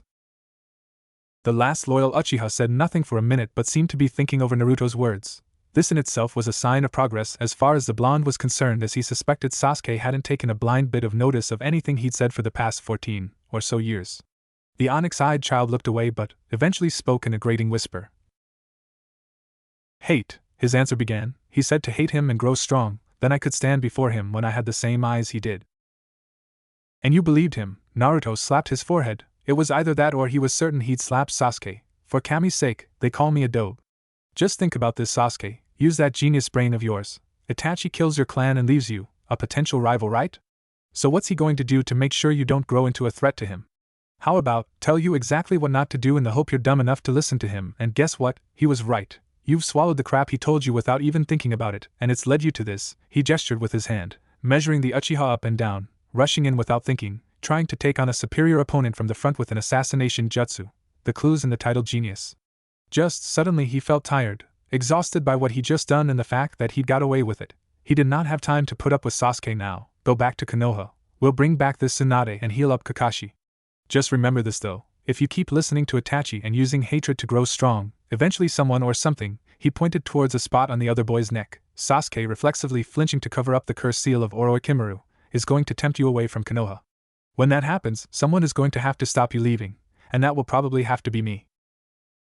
Sasuke would have scoffed at this. Naruto had been lucky earlier, that was the only reason he was still alive. On an equal footing, Sasuke knew he would crush the Uzumaki into paste all day long. However, looking into the eyes suddenly full of a brilliant blue fire, backed up with a will that simply did not know how to say the word quit, the loyal Uchiha found himself a little less sure of his victory than he would have liked as the other ninja finished his impromptu speech. Don't make me choose between my friend and my village, Sasuke. Naruto's words were calm and measured, but the underlying threat was unmistakable, because I'm not sure what my answer would be. Sasuke wasn't sure what to say to that, so said nothing, merely shrugging and not reacting as Guy put a hand on his shoulder tentatively. Come, Sasuke-kun, we have to go back to Konoha now. Sasuke nodded before, just as he was about to turn away, he paused unexpectedly. Hey Dobe, Naruto looked up at his unofficial name. For the save back there, Sasuke knew this was going to hurt, but he could do nothing but try to stomach his pride this time around. Thanks. Now that was unexpected. Naruto honestly couldn't remember the last time Sasuke had apologized to him, or to anyone else for that matter, but he'd take what he could get and decided to leave it at that. Anytime, team, it's what friends are for after all. Anyway, when you get back, tell Sakura-chan I'm okay and we'll be back with Erosenen's teammates soon. Sasuke nodded and wordlessly turned towards Guy, dogging the older man's footsteps as the green beast of Konoha started making tracks back towards the Leaf Village. Naruto watched them go before turning to Jiraiya, fingering something in one of his pouches before looking up at the sage. So, was she worth it? That wasn't the first question the Gamma Sennin had anticipated. Huh? The girl, Naruto explained with a long-suffering air, you know, the one you were after while I was taking care of a couple of S-ranked Muknins. Oh, her, well, Jiraiya thought it prudent not to mention to his student that he'd been had by a genjutsu cast over the woman. The last thing he needed now was to give Naruto any more ammunition after the boy had just done his protection job for him. Yes, she was a rare beauty. But as soon as I heard of your distress I had to leave her and come running to your... Che, save the fiction for your Ika Erosen. And there was a sudden thump, followed by a yelp of pain. I don't care how many Muknins you run away from, stop calling me that.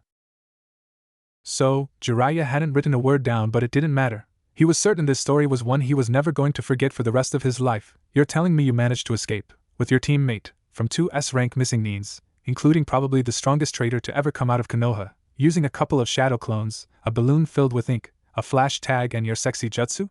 Naruto nodded at the succinct summary. Pretty much, he commented breezily, one hand continually caressing one of the spines of the creature still draped over his lap. Hearing the thing sigh again at the attention, Jiraiya pointed his pen at the still nameless monster. So how does that? Is it growling at me? Noticing the change in pitch, Naruto's face grew hard. Probably, he said, an air of annoyance about him as he flicked one of the spines sharply. No growling at Erosenin, he's a friend suitably chastised. The thing seemed to settle back down, though Jiraiya had a suspicion it was somehow keeping an eye on him as Naruto spoke again, both hands behind his head and a pleased grin on his face. Happened when I dragged Sasuke out the room. After all, Kisame had just threatened to chop my legs off, so I thought, he'll have a hard job if he's got nothing to cut with. Oh no, not even he would. Jiraiya had a sinking feeling in his gut that only got worse as his student's smile broadened, so I made a second clone and had it substitute at the same time the other one did with Sasuke. Managed to seal her into a scroll while he was still blinking spots out his eyes. Okay, he spoke to the thing on his lap. Enough for now, back to what you used to be. The Toad Sage was so desperate for his guess to be wrong, but, as the spikes receded and fanged grin seemed to meld together into another, more recognizable form, he buried his face in his hands and despaired. Samahata, ashen-faced, he looked up at his pupil again, not believing Naruto would do something so simultaneously brilliant and stupid. You stole, Samahata. Naruto, do you know what that sword even is? I know it was hungry, the blonde shinobi said nonchalantly as he stood up. Poor thing, no wonder it ate everyone's chakra like there was no tomorrow. Kisame must have kept her starving on purpose to do that. Now I owe him another kick in the nuts. Having said his piece, the Hokage-to-be grabbed the handle of his new weapon and, with a grunt of effort, placed it awkwardly on his shoulder before looking at his mentor. Coming Ero-sennin. I'm a bit tired, Samahata. Have to see if I can change that name. I don't like it. Anyway, she really took it out of me so I could use a lie-down overwhelmed by miracles. Jiraiya simply nodded dumbly and stood up, his voice deadened as he asked another question that had become obvious to him. Naruto, how can you even pick that sword up? It should stab anyone but Kisame who tries to use it. He grinned ruefully, holding up his left hand and displaying the palm. Even with his healing factor, Jiraiya could see recent lacerations in his skin that hadn't fully regenerated yet. She did at first. Even when I sealed her in a scroll the first time, she slashed me a few times, he griped before patting the pommel of the legendary blade. I was out here trying to figure out why when I channeled some of my other chakra. Jiraiya nodded to show he understood. Despite being what he was, Kyuubi was still a sore subject for Naruto to discuss, just to see what would happen. That was probably what woke you up. Samahata transformed into that sword you saw and it caught me a bit off guard. But since then she just took a couple of bites out of my chakra and we've been good. Only you, Naruto. He already knew the boy could win over hearts and minds like no one else he knew. It was the reason he decided to take the Gaki along on this trip in the first place. But this was something else. Only you could pilfer a Mist-Nin's sword and make it yours in the space of less than a night. Still numb but with ideas and questions pouring through his mind at a rapid rate of knots, mostly involving just how powerful Naruto was likely to become with that blade now backing up his already monstrous chakra reserves. One last thing about his student's recent speech made him pause and then shudder suddenly. Naruto, the shinobi looked over both his shoulder and Samahata's blade as Jiraiya fought to master his voice. How do you know that blade is a she? To his relief the brat looked perplexed before shrugging. Tenten-chan always said most swords have female names and I wasn't sure what this one was called, so she's got to be a she. Oh, I never thought of that. A devious grin flitted across his lips for a minute. I've got to show her this when I get back. She'll go green with envy. No, scratch green. She'll turn puce seeing me with a legendary sword. Filled with a cackling glee, Naruto headed for his bed, not noticing as Jiraiya behind him paused and turned thankful eyes to the heavens. It's just a convention, not a fact. Breathing out a sigh of relief, he gave the back of Samahata a last wary glance before following after his student. After what I've seen tonight, that'd be a date even I wouldn't want to go on. In the Hokage booth of the Chunin exam arena, surrounded by the helpless, boisterous noise of the crowd around him, only Sarutobi Hiruzen, Sandaime Hokage of the village hidden in the leaves, found himself apart from the general feeling of the rest of his citizens as the spectacle of the first match of the Chunin exam finals had played out before them. Slowly dragging his hands down his face, the old nin steeled his nerves and turned to face his opposite number from Suna, trying to make light of the situation.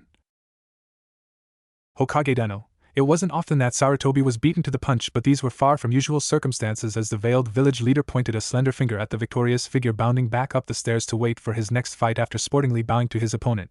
Just remind me again, which of your genin was that? That was Uzumaki Naruto, Sarutobi intoned heavily, trying hard to quash the upwelling of pride in his breast as he saw his adopted grandson advance to the next round of the exams. Konoha's #1 surprising ninja and currently waging a one-genin war on Konoha's diplomatic friendship with Suna and my blood pressure. I can only apologize. He fell silent as the other man raised a hand gently. No apologies necessary, Sarutobi Dano. He acted completely within the rules of the exam. In fact, I doubt we'll see a finer example of the ninja basics today.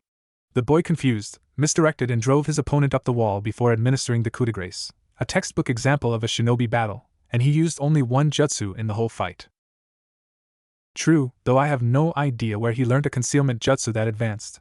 In fact, I know perfectly where he got it from. Grateful for his experience in thinking one thing while saying another, Sarutobi smiled at his guest at the same time as plotted a furious revenge against one of his students. Jiraiya, if you taught him that jutsu for the reasons I think you did, Minato will soon be having company in the Shinigami's belly. Still, it will be interesting to see if he can repeat the trick. Again at that, the Kazekage laughed. Very true, even if another of my shinobi will be the target, though I must confess I doubt he would be able to hold his own against Gaara. The man broke off of a minute to pick his red-headed son out from the other competitors, a fond smile on his lips as he did so. He's grown so much, and finally has Suna's thanks and respect rather than its fear. Despite the veil covering his face, Sarutobi could almost see the sadness clouding his opposite number's face like oil poured on still water. The Hardest decision I ever had to make came when he was born, and even now I still don't know if it was the right choice. I damned him to a childhood no father should have to see, let alone ask his son to bear." Sarutobi said nothing, merely placing a steadying hand on the younger man's shoulder, as he too remembered the pain someone who loved for a Jinchuriki could feel. More than once the visions in his crystal ball had driven him to tears and sake. The world of ninja was one of deception, and in this field Sarutobi stood almost alone in his experience. Only the Sandaime of IWA could possibly hold a candle to his years of experience. Even in such a cutthroat world though, the aged Kage could think of no finer deception than the one pulled by the man to his side. Knowing that Suna was much weakened at the end of the Third Great Shinobi War, the current Kazekage had made a carefully calculated gamble in sealing the Ichibi, the one-tailed Tanuki Shikaku of the desert, into his youngest son. The sealing had cost the life of the priest who had performed the sealing, though both mother and son had survived and the power of the Bija had been harnessed in the creation of the new Jinchuriki. That alone would have brought Sarutobi's grudging respect. Though distasteful to use a child in such a manner, he wasn't so blind as to see the necessity of the Kazekage's actions in such desperate times for his village. However, what the man had done next had been equally cruel and brilliant in equal measure. Though the seal had held perfectly and Gaara was mostly dominant over his prisoner, even going so far as to impress the Bijou in his early life and for a semi-symbiotic relationship with it that led to his automatic sand defenses and mastery of the desert terrain, the Kazekage had spread rumors that the sealing had gone wrong, killing the boy's mother and turning his baby son into a monster. Sarutobi didn't presume to know the whole truth but knew that the Kazekage had remarried his wife in a private ceremony and kept his youngest son away from Suna as a whole, though his older siblings were still his family and messed with him like a normal little brother. Once Gaara was old enough to understand the situation, the Kazekage had apparently sat his family down and asked them to perform a great sacrifice for Suna as a whole. Though the situation was much improved for the desert village, Suna was still the weakest of the 5 great nations and its leader knew that IWA still harbored grudges against the sand for standing with the leaf when the Yellow Flash had been alive. For that reason, until the next generation of Suna shinobi were battle-hardened and ready to fight in a war if need be, Gaara needed to act the part of a demon to ensure his village's safety. Though the Kazekage was wounded that he needed to ask a young boy to take this burden and tears were shed on all sides, the youngest Sabaka proved equal to the task and the desert demon's prowess waxed strong. In fact, the heavy makeup he wore under his eyes to feign insomnia with the reasoning that Shikaku would devour his soul if he slept had been Gaara's idea and helped reinforce his persona as a killer. His brother and sister, strong shinobi in their own right, had made up his team and allowed him to drop the mask around his family and sensei, as Baki was as close to the Kazekage as his own right hand and the only non-family member to know how safely the Shikaku was bound, giving the boy some much-needed respite from the burden of wearing a murderer's mask every day. On missions Gaara was, or had been, a blood-crazed sociopath with his talk of mother and voices in his head, killing any opponent regardless of whether they surrendered or not unless his family could talk him out of his rage. Every time Sarutobi had met him, both on missions and in private, he had proven to be a little shy. And possibly a little cautious around people he didn't know as his sand would automatically rear up at strangers until it got to know them, but apart from that he was as well-balanced a Jinchuriki as any Sarutobi had ever met or fought save maybe Naruto. The Kazekage's deception had been so complete, so astute, that even Orochimaru had been fooled and fallen headfirst into a trap that had, Sarutobi hoped, drained most of the poison from that dangerous snake's fangs. The Hokage had first gotten wind of his treacherous student's intents from Jiraiya, the spy master informing him that he'd spotted Oto agents gaining audience with the Kazekage, one of them bearing the cursed seal of the Hibi Sannin. Seeing the potential danger, Sarutobi had sent Son Goku himself, King Enma's son and the second most powerful of the ape summons, to petition the Kazekage of his student's intentions. The news he received back was disturbing. Apparently Konoha's recent revenue increase had come at the cost of their allies. The Wind Daimyo, apparently distrustful of his own shinobi, had been siphoning off more mission to Konoha, leaving Suna's military to starve. Like the vulture he was, Orochimaru had seen this and sought to turn Suna against the leaf for his own ends. In this though, he was foiled by the foresight of 2 of the most experienced Kages in the elemental nations as Hokage and Kazekage worked together to thrash out a deal that would both remove Orochimaru and force the Wind Daimyo to see the quality of his own forces. After correspondence and minor concessions from both sides, the basic plan had been formed. Konoha had kept taking the missions from Suna but kept the payments aside while the Kazekage became more frustrated with his lost business, listening to the honey Orochimaru poured into his ear. Eventually, after months of waiting, the trap had been sprung as the Kazekage agreed to meet the Snake Sage with a few bodyguards in attendance and plan the first stages of an alliance. However, when Orochimaru arrived, he found his schemes unraveled, his backup plans quickly crushed, mostly literally, by the Jinchuriki of the desert and himself facing 2 Kages and his one-time teammate. The battle that followed was spectacular, and it spoke highly of Orochimaru's skills that he was able to escape alive. though not entirely unscathed. While Sarutobi was sure he would be able to heal up his wounds at the hands of Enna's diamond staff form, the blow Jiraiya had caught him with had, in the Toad Sage's own words, busted a few of the snake's fangs. The seal had been derived from an idea Minato had drafted but, thanks to Kyuubi, never had time to finish. After its first field trial, however, Jiraiya was heard to grimly nod that it had worked as well as famous students' other great seal. It had immediately been entered into the Forbidden Scroll of Konoha as an S-ranked kenjutsu, as anything that could break a shinobi from any summoning contract they held was a powerful tool indeed. Once the Toad Sage had brushed his former comrade's arm and intoned the seal, Orochimaru had simultaneously lost his summons, all the techniques that relied on the snake contract, including the hidden shadow snake hand. And the Kusanagi sword, held in the belly of a snake, he could no longer call upon. At this point the Hebe had turned tail and fled, screaming his intentions for revenge and leaving his former minions to their fate. It was a fate Sarutobi had left with the Kazekage, and it hadn't been unmerciful. Aside from the last Kagaya that he'd had to personally put down with Enma, as the boy had been fanatically devoted to Orochimaru and would die rather than surrender, the rest of the Sound Five had been captured and Jiraiya had new samples of the curse seal to study. After getting the prisoners back to Suna, an amusing relief from the battle in and of itself, as the girl of the group continued to swear and curse until Gaara gagged her with some of his sand, stating he was getting a headache, the Toad Sage had worked night and day until, at last, the seal was understood and could be nullified properly. Last the Hokage had heard, the former Sound Four were starting to come to terms with what had happened, as the curse seal apparently warped the perceptions of the people it was implanted on, and were adapting to life in Suna, though the girl Tayuya was repeatedly making a nuisance of herself by going out of her way to try and get Gaara back for the indignity of being dragged those Suna's gates with a ball of hardened sand between her teeth. Young love, Sarutobi thought to himself, masking a smile as he recalled his own courtship in younger days. How quickly does it go from fighting in battle to fighting in bed? Well, if that does happen, Gaara deserves it. He's owed some happiness in his life now. Aside from that, Suna was reimbursed for the missions Konoha took in their stead. Orochimaru is now in hiding due to the loss of Oto's anonymity, and Suna now has the respect of the man who finances it. Though it perhaps is a blessing from Kami that the Wind Daimyo is absent today. Seeing the boy Naruto had beaten finally trudge up the stairs to where his sister and younger brother were lending him a less than sympathetic ear to his moaning, Sarutobi permitted himself a slight smile at the irony of the boy everyone claimed was the dead last beating a supposedly superior shinobi with little more than deception and a mean pranking streak.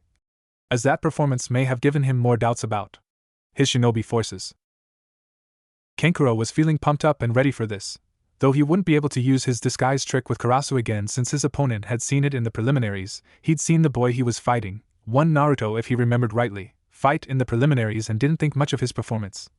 Though he had to respect his opponent's chakra capacity if the number of Kage Bushins he could pop out was any indication. Still, if the other genin was hit by a single one of his poison weapons, this match was as good as his. The paralysis agent would freeze a man up in seconds, giving him an easy win. He kept his confident face on as the other genin skipped down the stairs, the eye-searing orange of his uniform almost reminding the puppeteer of the desert sand of his home as Naruto crossed the arena and beamed at the referee. Uzumaki Naruto, future Hokage, is here and ready to go. The Jounin simply coughed wetly again and turned to look at both Nin before looking up to the Hokage's booth, waiting for the signal to start the match. While this happened, Kankuro noticed that the smile had dropped from his opponent's face and, seizing the advantage, laughed loudly, pointing at the diminutive Nin. "What's the matter, kid?" He spoke tauntingly. "Scared of me? You should give up now and come back when you're out of nappies." The other boy seemed to flinch at the blow, and Kankuro gave himself a pat on the back as a ripple of approval raced around the crowd at his psychological attack. With any luck, he'd be back in the stands and cheering on his siblings without even having to unwrap Karasu. "Of course I'm scared of you. You're the only guy I've met more perverted than either of my two teachers, and believe me, that's some accomplishment."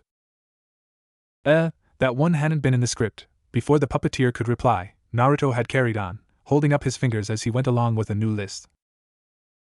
"You tie yourself up like a mummy in public, walk around in a gimp suit in broad daylight, wear more makeup than your smoking hot sister, and you play with dolls. Man, those are some habits even Kakashi-sensei and Ero-sennin wouldn't touch with a 10-foot pole, and even worse, you've corrupted your little brother into wearing eyeshadow. What kind of freak are you?" Up in the stands, Gaara ran a finger under his eyes self-consciously. It wasn't his fault, or Kankuro's either for that matter. It was an essential service for his village. In the arena, Kankuro felt his face grow hot as he heard a couple of sniggers from the gantry, and with a flush he threw Karasu off his back, the bound puppet making a hollow wooden thump as it impacted in the tightly packed sand. "That is not true, it's..." "What, you don't think your sister's smoking hot?" "Yes, no, she's my sister." Kankuro realized what the other boy was driving at and fought to keep himself from ripping the blonde brat limb from limb. It was a struggle that only got harder at Naruto's next words. After saying you wanted to see me in nappies, nothing about you would surprise me now. He's dead. He is going to beg me to kill him before I leave this arena. Kankuro said nothing, the breath all but boiling the air in front of him as he formed his battle strings, and Karasa unfolded itself from the wrappings as its master spoke in low, measured tones. Referee-san, start the match please so I can make this brat eat his words. To his infuriation, said Brat merely smirked and shrugged as he nodded at hate. Just as long as you make sure that's all. He tried to make me eat. Seeing and sensing confusion around him, Naruto made to deliver another cutting line. Just keep them off balance and go from there. Believe me, it's only going to get worse from here, buddy. Let's face it, that puppet doesn't look much like a girl. He left the rest unspoken, but the crowd understood as muffled, and in some cases not so muffled. Laughter began to rain down on them both. Deciding that the puppeteer would be out for Naruto's hide and that it would probably be best if the bloodbath started during the exams rather than before it, Hate brought his hand down at the same time he jumped backwards. Hajime. Shazam! Naruto threw something at the floor and a blinding light forced everyone to look away and cover their eyes. By the time the light faded, Kankuro and Karasa were alone in the center of the Colosseum. Naruto had vanished.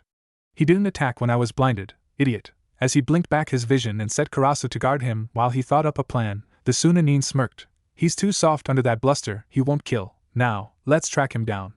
Moving his puppet around, the eldest son of the Kazekage gathered his chakra before releasing it in a pulse.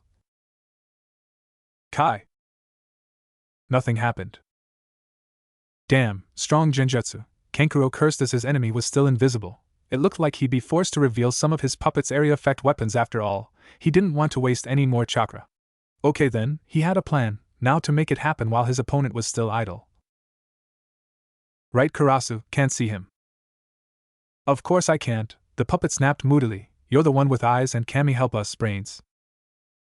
Another spanner was thrown into Kankuro's mental gears as he registered who had spoken. With disbelieving eyes he looked up at the puppet in front of him, not fully processing what had happened. You, his voice trembled, you talked?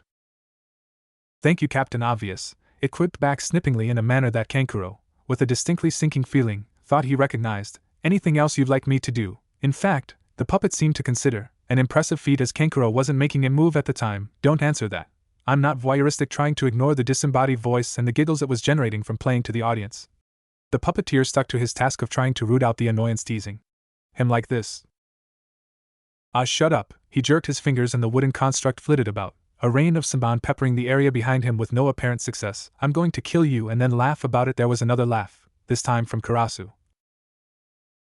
No, you mean I'm going to kill him, lazy puppeteer. The puppet groused even as the air around it became saturated in an evil-looking purple mist. Always the same.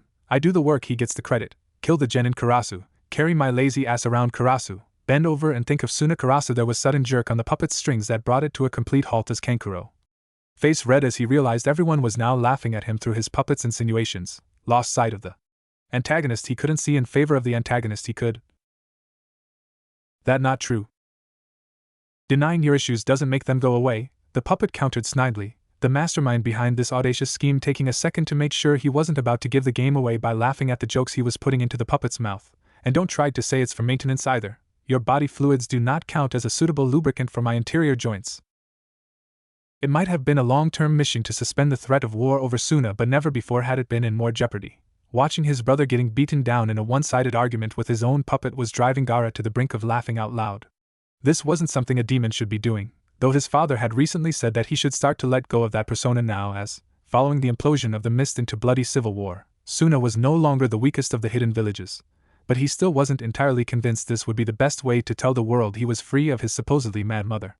However, as the dialogue continued, he was forced to bite down on his tongue and watch Temari keel out of her seat, face bright red and tears streaming down her face. He realized he might not have a choice in the matter in a couple of minutes. Kankuro, for his part, was flabbergasted, and not just because it was getting harder by the second not to blow his own puppet sky-high with a few explosive tags. Subconsciously he knew he was being led a merry dance and was deep into the other ninja's trap, but the second he tried to break free, the damned nuisance would trigger another snare that would land him right back at square one. Where are you, you son of a bitch? The Sunanin howled aloud at the end of his tether, not noticing the killing intent being leveled at him for a small, feral-looking section of the crowd. I'm going to rip you apart, and show you the true meaning of pain.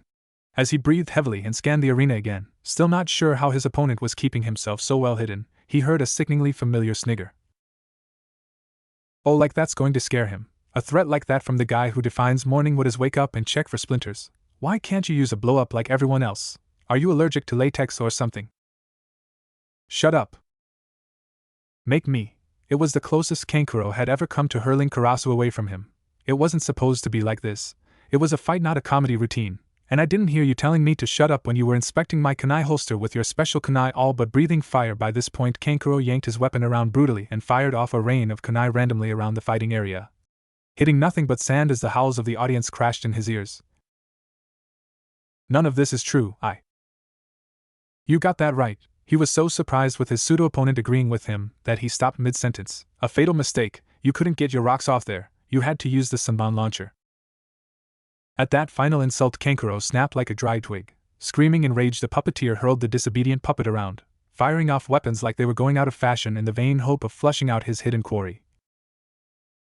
Come out and fight me, you coward. You're nothing if all you can do is taunt. Someone cleared their throat nearby, but Kankuro was too far gone in his rage to realize it. You're not a shinobi, you're a joke, a freak and a dead last. The throat was cleared again, this time louder, but still the Sunanin ignored it. You're not fit to be a chunin. You don't have the guts or the skills to lead a squad and kill. He paused for a second, breath heaving in his lungs and not recognizing the audience.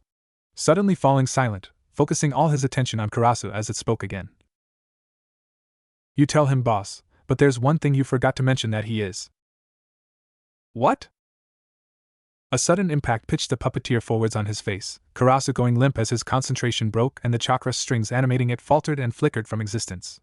Dry sand and dust filled the Sunanin's nose as something grabbed his hood and yanked his head up. He struggled and tried to kick the assailant off his back but froze as he felt a shock of cold steel under his throat, listening to a voice in his ear that was suddenly bereft of the teasing lilt Karasu had used. He's behind you, Naruto informed him before looking up at Hate. Jounin-san, from here I could kill him at any time. I claim victory. Hate inspected the scene for a minute before nodding, coughing and raising his hand. Shousha, Uzumaki Naruto. The audience, which had been stunned into silence as the orange boy had shimmered back into visibility and stalked the back of his enraged opponent, broke out into spontaneous applause that Naruto lapped up eagerly. It was an amazing feeling to hear so many people cheering for him.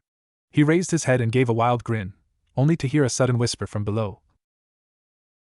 Hey, Naruto. Hearing his prisoner talking, the Jinchuriki leant over to listen as the painted boy hung his head. Just do it, will you?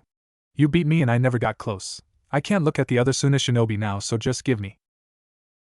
I'll give you a cloud around the ears if you finish that sentence, the genin growled, taking the kunai away from Kankuro's throat in case the other ninja got any ideas. You lost a fight but not your life. Be grateful and learn from it. Oh, and just to make it up to you, twisting around as much as he was able to, the puppeteer saw an evil smirk on the blonde boy's face as he leant down and whispered something that only Kankuro could hear. It was a simple enough promise, but one that blew all the cobwebs and thoughts of seppuku right out of the older nin's head and dragged a matching evil smile to his lips. That smile was still in place as the puppeteer finished gathering all his spent weapons and reloaded them into his now mercifully silent puppet. As he stepped back up the stairs to the competitor's box, it dimmed a little as he saw Naruto being virtually mugged by the other Konoha nins, the tattooed boy he'd fought in the preliminaries in particular, laughing and bowing in thanks to the prankster that he hadn't fought that way a month ago. Kankuro shrugged and walked away to beside the rest of his team and family, nodding as he accepted some half-apologetic smiles from the contingent of nins that were starting to recover from their laughing fits. Slumping into his seat, he massaged his eyes with a free hand and grunted to the person sitting next to him without looking. Go ahead, I know what's going to happen next. And happen it did. Temari and, to his surprise, Gaara as well burst out laughing again, though the Ichibi container was far more constrained in his mirth compared to his sister. The wind mistress was actively bumping her forehead from the tip of her fan as she rocked forwards and back like a leaf in a gale of laughter, thumping her brother on the shoulder. So Sora hee, she broke off to wipe her eyes, grin on her face a mile wide. Bu, but that was something else. I never, he's a ventriloquist. To use that on a puppet here. Oh, that's going down in Suna history. She broke down again, taking advantage of the impromptu lull in the matches that had followed, Naruto half killing the audience with his one-liners and Kurasu's unwitting assistance. Kankuro merely massaged his forehead and looked over at her, face set in a basilisk stare. You know, Mari, there's only one thing that makes this whole thing just about bearable for me right now. Guess what that is? Shaking her head in a way that made her ponytails shake, Temari waited in anticipation for her younger brother's answer, though the grin his painted face split into when he spoke next punctured some of the mirthful mood that had surrounded her. He's up against you next round. Temari went pale. Let's find out. During the recess after all the first-round matches, Sarutobi stretched back in his chair and fanned himself gently with the Hokage's hat, wincing as something in his back let him know its displeasure with the sudden movement in the form of a sharp grinding pain and dull snap. Kami, I'm too old for this. I need to get Jiraiya on the case of tracking down my replacement as soon as these exams are over. After I finish raking him over the coals for teaching Naruto the ways of the super pervert. Still, on the bright side, it was a nice day to be outside and the exams had been a great success so far, though Sarutobi was forced to mask a smile as a part of his conscience reminded him that there was at least one genin candidate who was probably wishing he hadn't got out of bed that morning. Masking his humor with a contemplative look, the Sandaime looked across to his opposite number from Suna.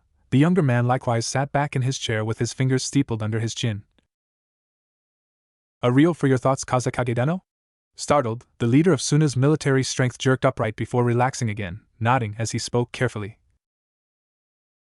Hi Hokage-dano, the matches have gone well so far. 2 of Suna's nins are through and at least one of them should reach Chunin, if not higher. I agree, Gar-san's strength is far beyond that of any of the other candidates here, the old man agreed diplomatically, though if he and Naruto decided to go all out I wouldn't want to be anywhere near the danger zone. The way he handled the Hyuga prodigy was truly inspired. Niji never got close and he is, despite his attitude, a formidable nin. His chivalry, despite himself Sarutobi couldn't help but smirk as the Kazekage shuddered silently, though the veil he wore concealed any potential blush, also won him many friends, especially from Team 8. That much was certainly true. Everyone in the stands knew the match was over the second the Suna nin had managed to wrap the Hyuga up in his sand after disrupting the so-called perfect defense of the prodigy by forcing the sand under his spinning feet to shift unexpectedly. Most of the audience had expected Niji to meet a messy end at that point, but what had happened next had shocked everyone there, even the Jinchuriki's own father. Poor Hyuga Hinata had nearly fainted dead away when Gaara had shouted for her loud enough for the entire stadium to hear. Lady Hinata-san, this fool's fate is in your hands. At once all eyes had swiveled to the girl Niji had brutalized in the preliminary rounds, and she let out an eep, almost missing the rest of the Sunanin's proclamation as she sought to hide behind Kiba. Do you want me to kill him or spare him for what he did to you?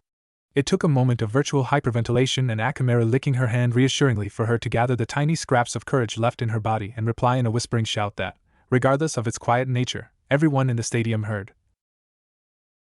Ayano, Gaara-san, please don't kill him. Trembling slightly she looked down at the restrained form of her cousin, lavender eyes radiating concern and possibly pity despite the wounds he had inflicted upon her not a month earlier. He has been hurt by the past. More than anyone could know, the red-headed Suna Jinchuriki nodded before looking forwards again, skillfully manipulating the sand around Niji's body to force the older Hyuga to lock eyes with him as he spoke again.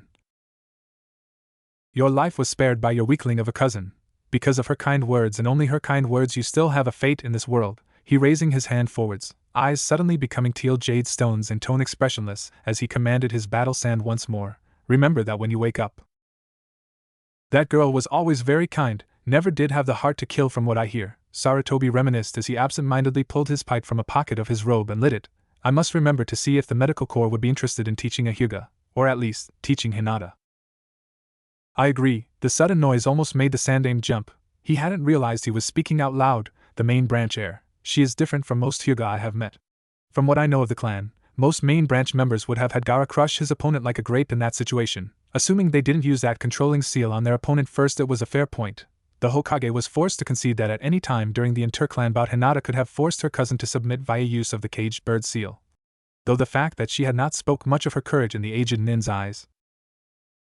I agree, and it was both kind of her to ask Gaara to spare him and noble of Gaara to ask, though did he have to break Niji's arms before the bout ended? The Kazekage looked over as Sarutobi shrugged. I only ask because the council will probably moan if I don't.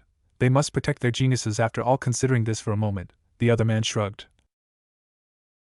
Gaara hates bullies, and they were clean breaks. He should be back in duty in less than a month, he stated dismissively, privately agreeing with the actions of his youngest son as the arrogant Hyuga's actions in the preliminary round, against his own flesh and blood no less, had sickened him, though my son was very impressed by that Hyuga's teammate. No one I know of has ever broken out of the sand coffin before.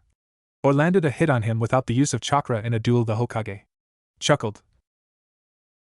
Yes, Rock Lee is well on his way to becoming the Leaf's latest taijutsu master in time, and that he can open so many of the celestial gates so young bodes well for him. I think he will prove his nindo. He can become a great ninja without chakra. And his loyalty to his team and his sensei's word is commendable, the Kazekage agreed, remembering being forced to shield his eyes during the preliminaries as Gaara's technique had suddenly exploded everywhere, forced away from the body of its victim as Lee opened his first gate before forfeiting immediately afterwards in respect to his teacher's wishes. I promised Gai-sensei not to open the gates except to protect a precious person. It would be unyouthful of me to use them just to attempt promotion, that will, and 5 of the gates in reserve. He will make Chunin, I assume? Oh, most definitely, Sarutobi confirmed with a nod of his head. Though Lee hadn't progressed to the finals, what the genin weren't told was that every stage of the competition was graded. Technically, a genin could be failed at the first stage due to the actions of his teammates, but still get promoted if a specific branch of the village's ninja took interest and accepted his performance. Though I imagine the council's going to pitch a fit when they realize the Uchiha didn't make the grade. True, but the Aburame was perhaps his worst matchup, the Kazekage said fairly. I was quite surprised his coup of techniques was as small as it was. Has his Sharingan only recently awoken? I'm not entirely sure when he was able to access it, but I know his sensei has enough experience with that to train it well enough. Sarutobi waited until the Kazekage was able to put the pieces together, speaking only when the other man visibly jolted with surprise. Kakashi is not just the owner of all his jutsus, he is the master of most of them, unless he copies a technique he cannot use for some reason.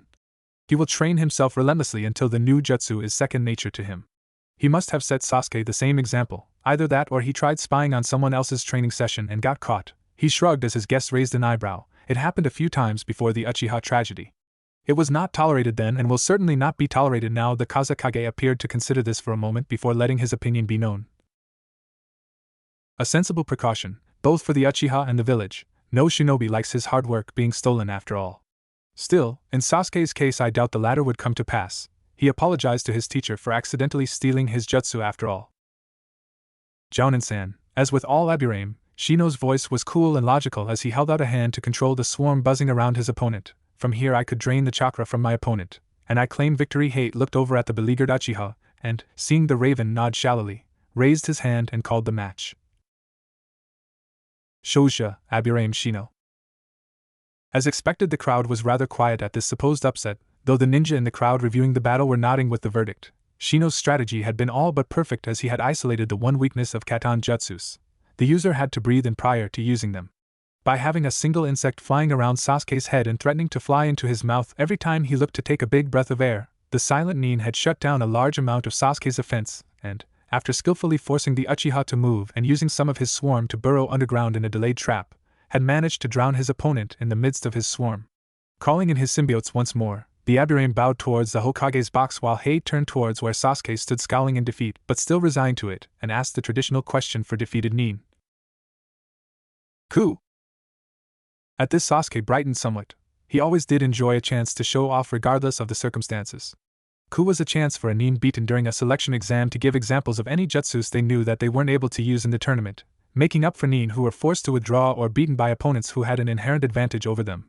In this case, Sasuke knew it was his big shot for promotion and attacked it with a will, hurling fire and flame around the arena at a terrifying rate. The demonstration had lasted over 2 minutes before the Uchiha came to a halt in the center of the ring, breathing slightly heavily but still upright. When he didn't move for a few seconds, Hate spoke once more after coughing again. Finished, Sasuke-san? The boy didn't respond for a moment. In fact, to Hate he looked to be deep in thought, though before the Jounin could call time on his performance he turned and called into the crowd. I have one more jutsu, though Kakashi-sensei. The copy Nin looked over his book as his student shouted up to him, I copied this one from you inadvertently but have been studying in my own time to make it work as it suits my affinities. I hope you find me worthy of it. With that, the genin bowed to his teacher and flexed one arm, concentrating hard. For a moment nothing happened before. With a recognizable crack and distinctive noise, a small ball of lightning flickered to life in his palm. Sasuke roaring the name of his technique as he thrust his arm forwards and allowed the lightning chakra to disperse. Chidori. Silence met his announcement for a second before thunderous applause rained down from the civilians present. Once more the last Uchiha had surpassed the norm for his age by knowing such a high-level technique. Sasuke fell to one knee, heaving for breath like he'd just run a marathon, though he recovered enough to wave off Hyde's offer of assistance, and climb back to his feet and bow to the village leaders unaided. Knowing he'd done all he could and the rest was out of his hands, Sasuke walked slowly towards the stands and levered himself up the stairs, nodding politely at the well-wishers offering him luck and appreciation on the way. On reaching the seating area, the Uchiha Raven collapsed into the nearest seat, flexing his hand experimentally and grimacing. Though it didn't burn anymore, trying to use that jutsu still made his hand cramp like there was no tomorrow. That was awesome, Sasuke-kun. There were at least 2 more fireballs per shot than the last time I saw you. As expected, Sakura spoke to him first, though her tone was no longer the blind squealing of someone hopelessly infatuated with another person. Since they had become Team 7, all 3 genin on the squad had matured, Sakura perhaps more than the others, as she was now offering a critique of his skills. Next time though, try breathing through your nose, it's harder to see. I'll keep it in mind, he commented offhandedly before turning to see a grinning Naruto and his sensei smiling with his one visible eye. Sorry I miss your match, Naruto. But it's easier than you think to get lost on the road of life, the blonde grinned before clapping his teammate on the shoulder.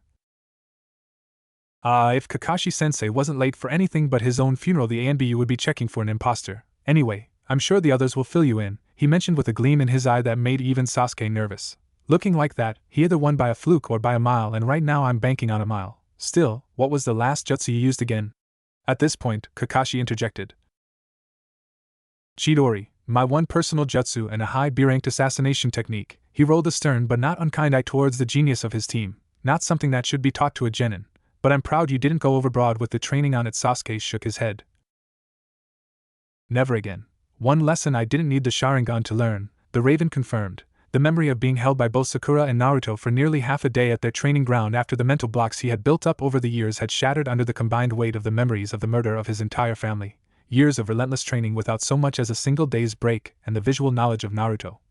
The dobe and class dead last, learning a skill faster than he, the clan genius and rookie of the year, could pick up, haunting him even to this day. In that moment, he'd completely snapped over the simplest little thing, seeing Naruto pitch a tent faster than he could. The memories immediately afterwards were a bit of a blur.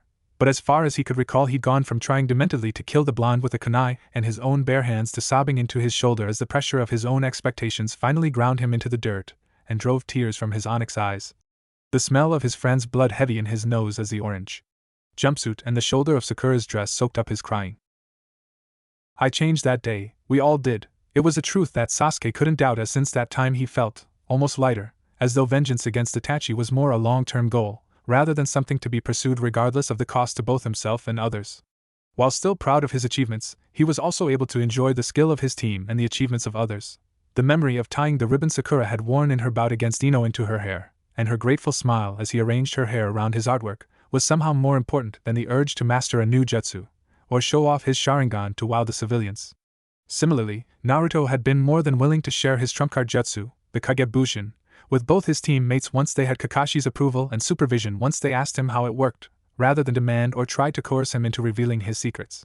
The jumpsuited boy was still the master of his jutsu though, as Sasuke could only manage a single Kagebushin at best, and Sakura couldn't even do that until her reserves increased or she had help from soldier pills. But such a team ethos and camaraderie was helping him, and the others, far more than isolated training ever had. As he heard Naruto's name being called once more, Sasuke slapped his teammate on the shoulder and smirked.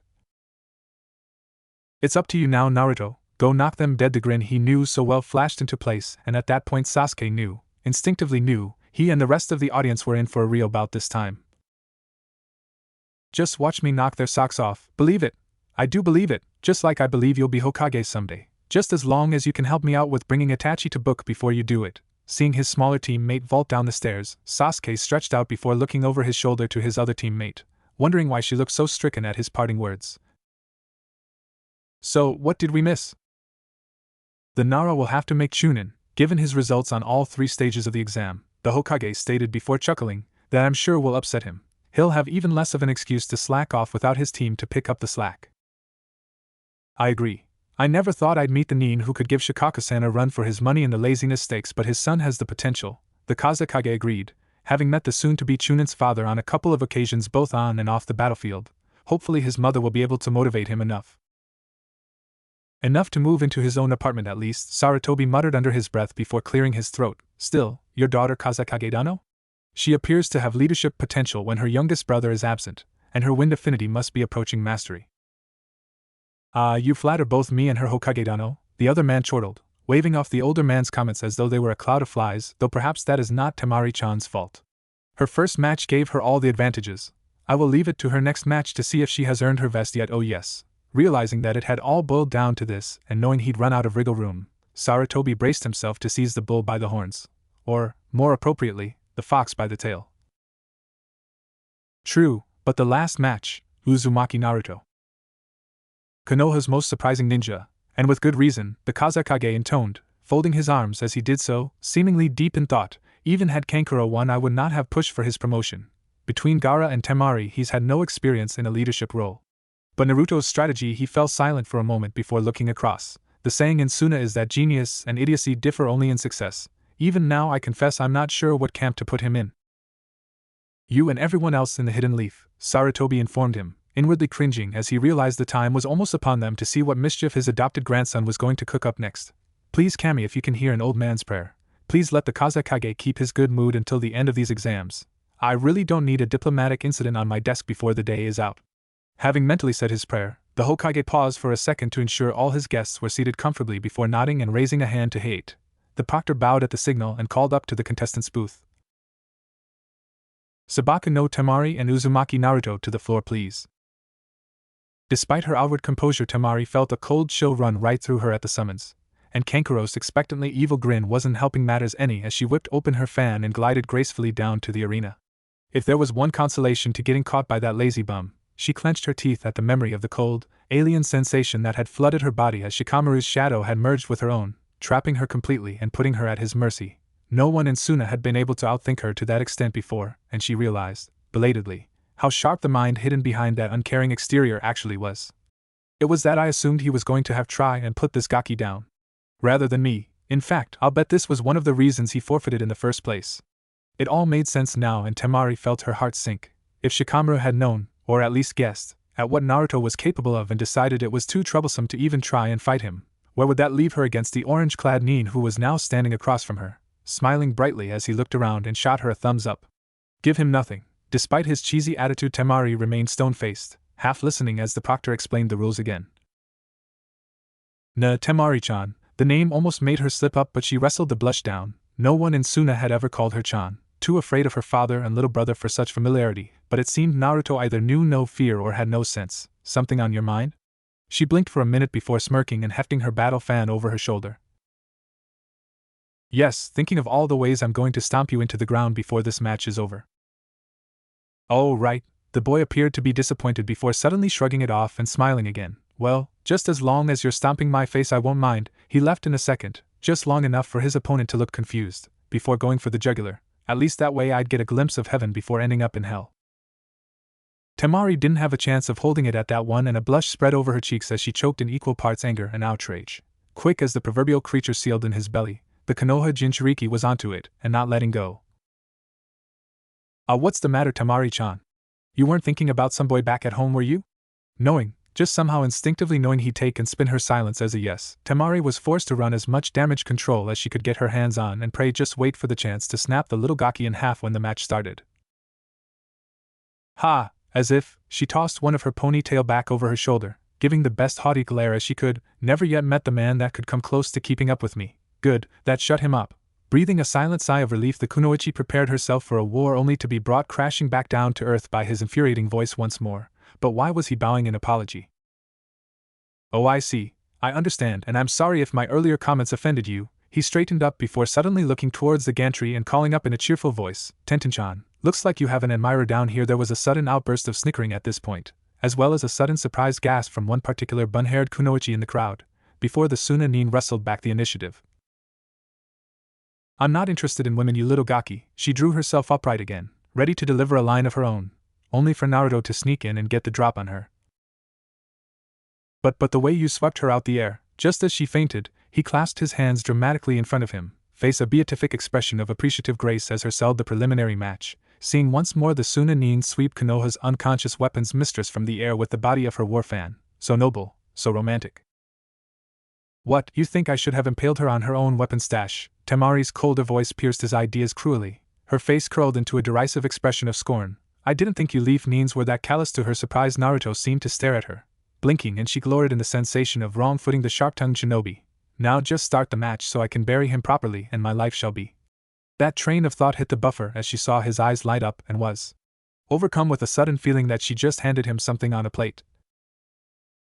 What you impale your girlfriends with is entirely your business, though I must say, he paused for just an instant, just long enough for most of the audience to get the joke and start pitching in with their laughter, before finishing the line. I think the Tetsubo might be asking certain things to stretch a little too far.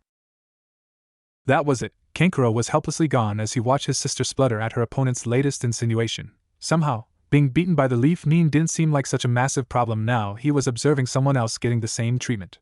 Wiping his eyes before they could run and ruin his war paint, the puppeteer looked over at the rest of his last opponent's team and promptly redoubled his laughter at their looks.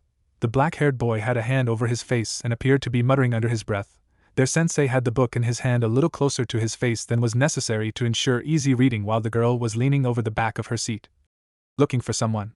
Seeing the cherry blossom perk up and curious despite himself, Kankuro casually channeled a sliver of chakra to his ears to listen, and as Sakura bowed to the kunoichi the puppeteer recognized as being Tenten, the girl Temari had rolled over in the preliminaries. Tenten-san, I apologize on the behalf of my Baka teammate, and I promise you. Apologize for what? Hearing the voice, the bun-headed girl looked up and revealed her red face and wet eyes to be due to tears of laughter rather than humiliation. I had this before off dad until I could prove Niji was actually a guy. Go Naruto. The last part was a shout directed to the floor, a sentiment echoed by the tattooed boy who had been the dead last's opponent in the preliminaries. She said it, go get her bud. Leaning back in his seat, Kiba reviewed the last minute or so and found himself chuckling again. Out of all the clans of Konoha, the Inuzuka had a bodiest sense of humor, and he could almost hear the others of his clan who had attended laughing from where he was sat, least of all his mother and sister. When I get home tonight I'm going to burn a ton of incense. Get down on my knees and thank every kami in existence he didn't try to pull this crap in the preliminaries. Right now a fart seems tame compared to this. You got that right, Chuji chipped in, offering a bag of crisps that Kiba immediately dove his hand into, fishing out a couple of crisps to share with Akamaru. I'm sure glad I didn't square off against him. It'd only take one F-word to drive me up the wall. Ayano. Both boys looked over to see Hinata poking her fingers together, posture hunched but voice stronger that Kiba could remember it being for a while, and Naruto-kun would not say things to hurt people. He makes fun of them but that's all. Both boys shared a look, gathering the attention of the others in their teams, before Ino spoke up, flipping her shortened hair over her shoulder. Fun or not, I'm going to give him a piece of my mind when he drags his sorry but back up here, the youngest Yamanaka declared, looking annoyed as she saw Hade raise his hand. You don't say things like that to Kunoichi and hope to get away with it. All girls together, right Hinata, Kurinai-sensei? Talk and watch Ino, it's going down now, Kiba informed her, the other genin quickly dropping into their seats as both fighters jumped backwards from each other, though a second later a grin appeared on the Inuzuka's fang features. Though, while we're on the subject, who up for a bit of a bet? Temari sprang backwards, all senses straining to try and catch a hint of what her opponent was planning for his next move. When it looked like he too was contemplating the same problem, the wind mistress whipped her fan forwards quickly.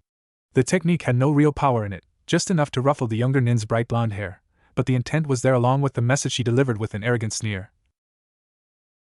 You can't pull that stunt that worked on my brother, she told him, snapping her fan open to emphasize the point. Doesn't matter what stone you crawl under, I'll just blow it, and you, away. Ah, Temari-chan. She was beginning to hate that name, she realized, casually deflecting a brace of thrown kunai with the steel edge of her weapon. You blew me away the first time I saw you. He's flirting with me, in the middle of a battle. I'll kick his ass so hard his grandfather won't sit down for a week. The age-old memories of less than savory treatment from other male neens, at least before she had pinned them to the nearest wall for their derogatory comments, made her vision flash red.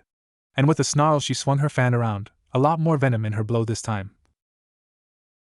That's it, kid, I'm going straight to the third moon on you. Windcutter. The technique kicked up a storm of dust from the ground, but Temari had a suspicion Naruto was too slippery to get caught with an attack that obvious, and kept her senses alert. As she felt a chakra flare off to her left but slightly behind her, right where those kunai went, he switched with them, and spun, only to find herself facing not one but a baker's dozen of opponents, all making hand signs with grim faces as their ringleader shouts solidly. 3 moons, is that it? Take this, shit. With no time to dodge and nothing convenient within line of sight to switch with, Temari crouched and raised her fan, channeling chakra through it to make the weapon nigh unbreakable, though she lost a line of sight to her target. Uzumaki Naruto secret technique, a dozen deadly moons. Temari involuntarily flinched, but no impact came. She waited a split second before, detecting no chakra being used and hearing the sudden silence, punctuated only by a couple of sudden barks of laughers from some people in the crowd. She peeked over the roof of her fan only to gawk as she found herself staring down the barrel of a 12-bum salute. Unfortunately, as Naruto and his clones had been facing the competitor's box just prior to 12 of them dropping their trousers, the rest of his year group had been caught in the crossfire. As a result of that oversight, Team 8 were left trying to rouse Hinata from her sudden dead faint, though they were forced to agree with Kiba's observation that the smile on the sleeping girl's face was almost too cute to ruin by shaking her awake. Most of the other guys in the audience were howling with laughter and catcalling the cheeky shinobi. The kunoichi present were silently plotting ways to make the Uzumaki's imminent beating, castration, and possible murder look like an accident. And Team 7 were currently wishing for the earth to open and swallow them whole.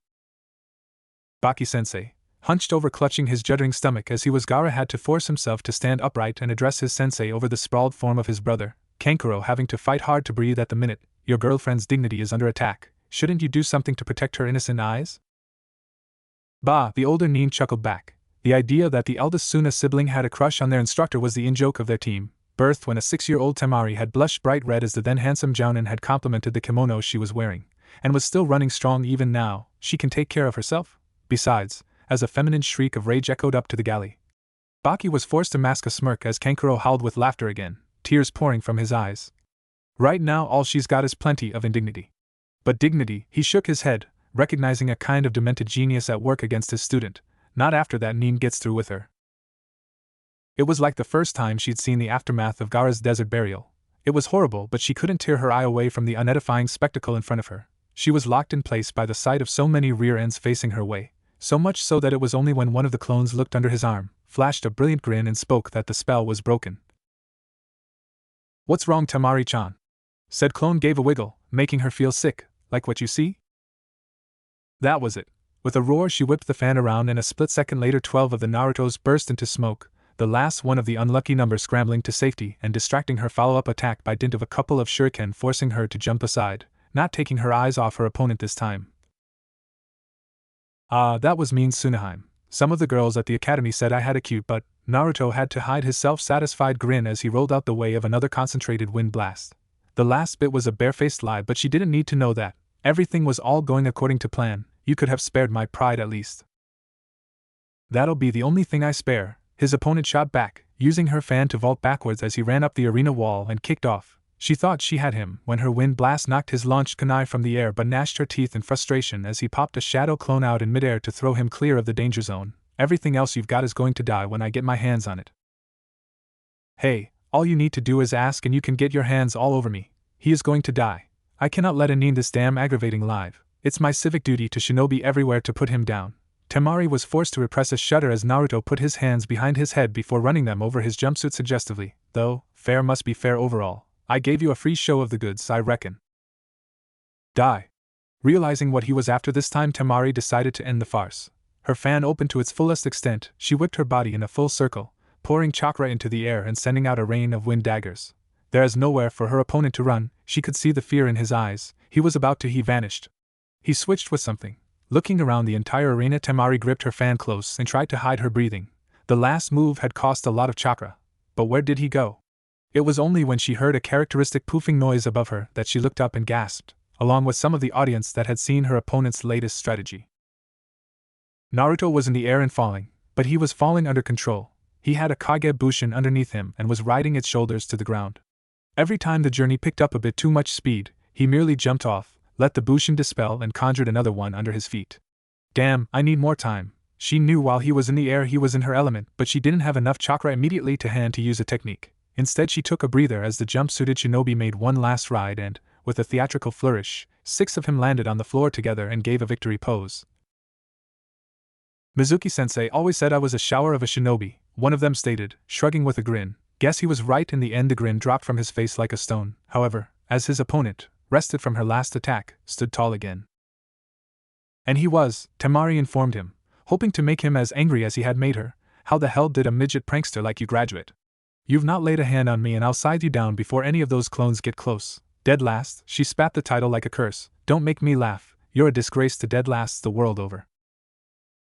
Nailed him. At once all the clones dispelled, leaving only the original standing there with a murderous look on his face.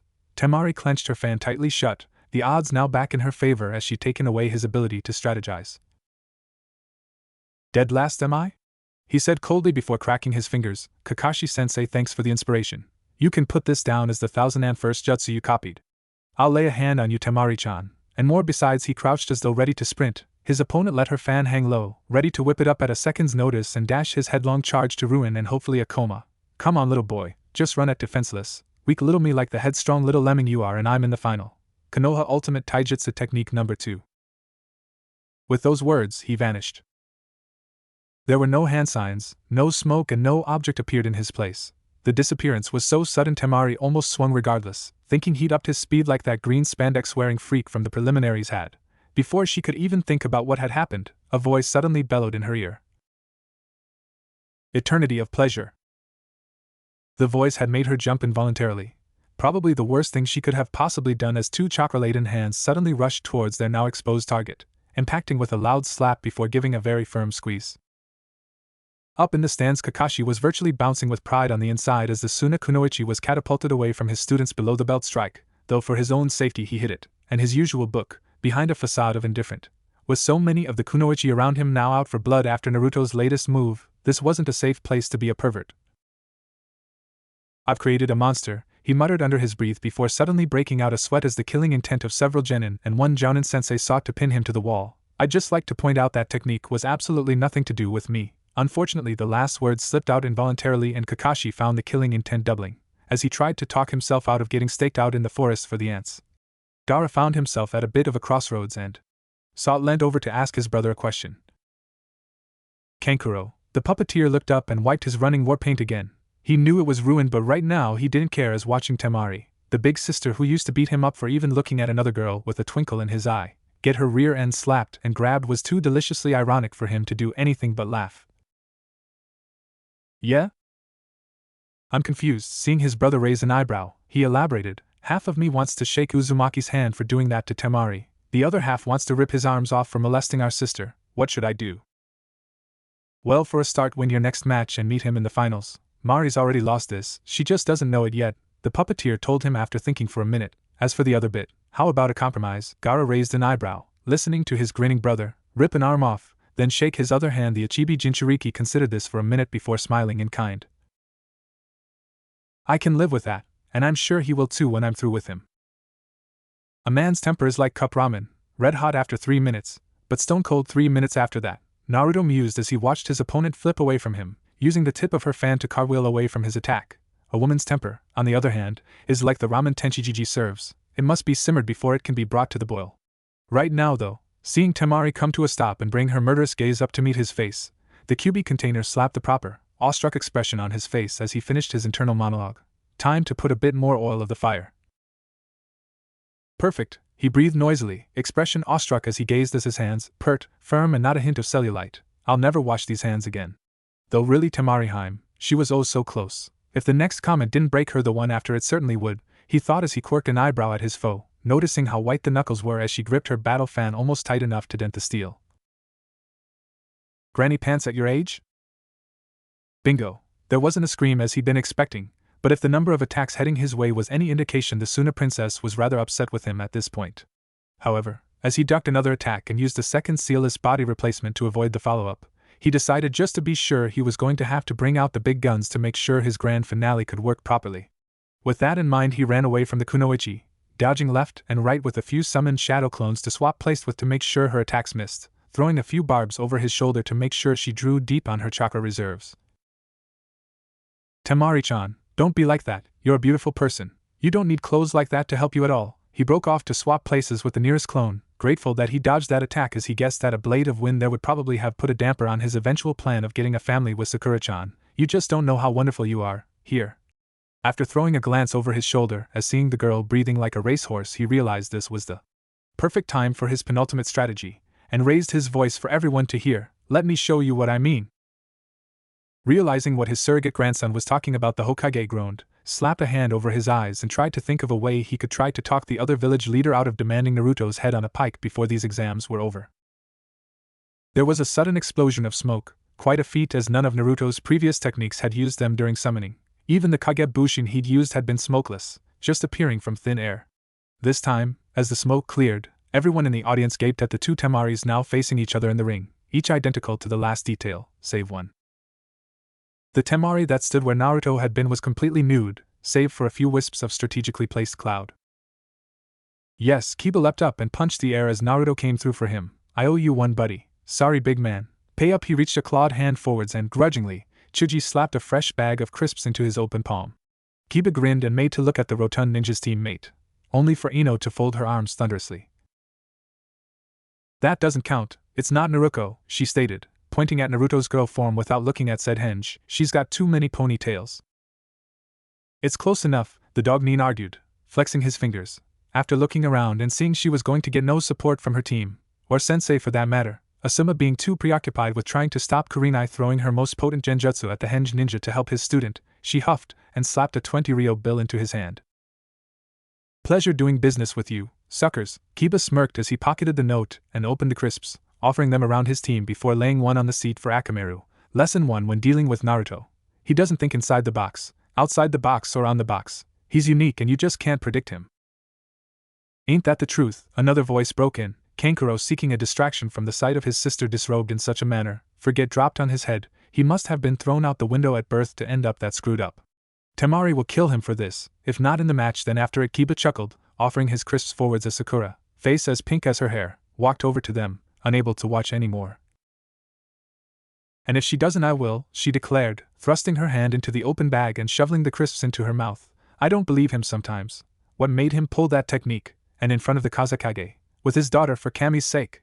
I just pray he's got a sense of humor or Team 7's going to be a man down by the end of the day. Not that I'd shed a tear over his gravestone after this. Kankuro chuckled, helping himself a couple more crisps as he watched his real sister, crimson if not puce if the face, pull back her fan for one last attack. He should have. I wouldn't ask for his death and Mario get over it when this is over. He's a nice enough guy, didn't kill me when I asked him to. That's Naruto for you. Even if he doesn't mean to, he always makes you feel better in the... It was a sentence Sakura never finished. Along with the bag of crisps that went uneaten, by humans at least, Akamaru ate well while everyone else was distracted, as they fell from Kiba's numb hand as he, along with the rest of the audience, was taken completely aback as Naruto wrapped up the match. See, you've got a wonderful body Temari-chan, Naruto said, holding his hands down as he looked up and down the body he'd henged into. You just need to flaunt it a bit. Ah, seeing the potential attack coming the henge waved a hand forwards. Don't do it, you'll blow the smoke away. Unfortunately Temari either didn't care or was too angry to think about it as she prepared her most devastating attack, one of her summoned weasels already in her fan and ready to be launched at her opponent. She snapped the weapon open ready to let fly, when she saw, too late, the gleam of triumph in her body double's eye. Suddenly the weapon was gone, snatched from her hands and sudden pressure was on her wrists. As the world tilted around her and orange filled her vision, a glimpse from the corner of her eye told her what had happened. Somehow, Naruto had switched places with her fan in the middle of her using her technique. Her own momentum worked against her, the smaller Nin managing to roll her over his hip in a throw, though one of his knees under her shoulder blade stopped her tumbling to the floor. His free hand, the one not around her wrist, gripped the back of her neck under her hair as she reached for her kunai pouch, mouth still open in a scream of defiance, only for her to look into the face of her attacker and realize with a horrible jolt of foreboding what his plan had been all along. The realization flooded her, paralyzing all her ability to think and react. By the time she thought to even close her mouth, it was far too late. Silence fell like a shroud over the entire arena, the only noise coming from the two figures wrestling in the center of the ring as Temari fought to try and muscle her way out of the situation, though her struggles weakened as the seconds ticked by. A horrible sort of certainty settled in the minds of everyone present. Surely this would have to end soon, if only for one of the two partners to breathe, but it didn't look like happening any time in the near future. The quiet dragged on, pregnant and heavy with potential, until at last it was pierced by the single extending digit of an Inuzuka genin who was repelled and impressed in equal measure at his friend's performance. He's a machine! He could probably have swept the indecent exposure under the table as an albeit unusual battle strategy, and he could even have had a game go at bowing and scraping an excuse for the molestation that had taken place, but now, seeing Naruto perform an impromptu tonsillectomy on the Kazekage's daughter in front of all the visiting dignitaries, all Sarutobi could do was close his eyes and wonder how many kami he'd pissed off in his previous life for it to come to this. I was not aware, Hokage-dano. Despite everything, the Kazekage's tone was light, almost airy, and certainly not the tone of voice one would expect from a father forced to watch his eldest daughter being ravaged in front of him. That Konoha taught its genin advanced seduction techniques, no, but I know who would, and I know where he is as well. Sarutobi was not the professor for nothing. He already had that problem in hand and was looking forwards to getting the memories back when the beating ended. Until then, though, all he could do was try and smile his way through this mess. It does not, but Naruto is an unusual case. So it would seem, the other village leader commented dryly, looking down on the spectacle with an inscrutable expression on his face. The fact he appears to be able to breathe without the aid of his lungs alone would make him a valuable village asset. The Hokage could merely smile wanly at the humor and wait for two things to happen. He needed his favorite genin to break his lip lock with the Sand Princess, And he needed his shadow clone to find and beat Jiraiya to within a half-inch of his life. The upper tier of the Colosseum of the Hidden Leaf Village was mostly deserted as many of the potential guests had not arrived. However, despite appearances it was not completely without habitation, though any casual observers may have been a little disconcerted at being unable to see the source of the giggling that seemed to come from somewhere on an empty row of seats. Oh, this is priceless, this is gold, hidden behind the cloaking jutsu only his teammate had even been able to breach, and that was only after repeated exposure to the jutsu, not that he'd ever let Tsunade find that out. Jiraiya was riding double time and almost aglow with pride as he watched his godson score with one of the hottest kunoichi at this tournament. His latest novel was all but writing itself. The brave competitor fights against his heroine, a fierce battle of hate and love. Colliding until, unable to bear the passion, they consummate their brawling love on the bloodied sano. Precious little could interrupt one of the super pervert's novel planning monologues, but that precious little did not include the sudden grip that clamped around his left ear. Managing a shaky grin, the Gamma Sennin turned as much as he was able to see his sensei staring down at him with a thunderous look that plainly stated, "Your testicles are in peril if you don't answer my questions truthfully." Hello sensei, please remember my ears aren't detachable. Yet, the older man's clone informed him, twisting even harder to ensure he had his student's full attention. Naruto. Your cloaking jutsu. Explain. Now. He asked me to teach him it. I swear to the kami. Jiraiya all but shrieked the last part as Sarutobi's hand inched towards his kunai pouch. Look, it went smooth as silk for the first part. Kakashi took him to Ebisu, he got his chakra control halfway decent, and then we met. He signed the contract after I knocked Ebisu out, but then things changed a bit. Seeing his teacher think about this, Jiraiya took a chance and pulled his ear out of the danger zone, bringing a hand to the side of his head as he did so. The brat's a lot smarter than that anyone gives him credit for. He told me to my face that summoning won't be any good in the Chunin exams except against maybe the Aburame, and he wasn't likely to face Shino at all. In the end we made a deal. If he summoned a toad I'd teach him whatever he asked for the rest of the month. It took him 2 days, sensei. 2. Summoning was a low jounin level skill, though mostly that was due to the chakra drain of the technique. Still, to manage it in such a small time frame was nothing short of miraculous. Though this is the boy that learnt Kagebushin in a night. I see, the Sarutobi clone said, folding his arms before taking a seat next to his pupil. So what did you teach him, and did the toads accept him? Of course, never a doubt about that. Though he hasn't been introduced to Bunty yet, that'll happen when we track down your successor, the toad sage informed him before starting to tick things off on his fingers. But summoning, my cloaking jutsu, apart from that we just really practices what he already knew until he's perfect at it. Henge, body switch, shadow clone, he can do them all without seals, words or smoke if he wants to. Though, the white-haired man's face went grim for a minute and his tone was stony as he faced his old mentor again. He has stumbled on the perfect assassination technique now. You saw it just then. But it's so simple I don't think even Naruto realizes what he's got yet. What do you mean, Jiraiya-kun? The pervert leant down to examine his notes, for a minute, flicking through his pad until his finger stopped under a particular entry, the eternity of pleasure. No, not the slap, what he did before that. Seeing the Hokage trying to work out what he was driving at, Jiraiya put him out of his misery. Sensei, there was nothing to replace himself with behind the girl. He body switched with air. Sarutobi went very still and very quiet for a moment. When he turned to face his student again, his voice was nothing more than a dry croak. Hirishin.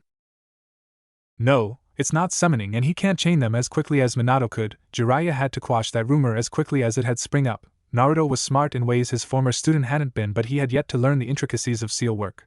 But it's still a nasty skill for anyone to have, never mind a genin.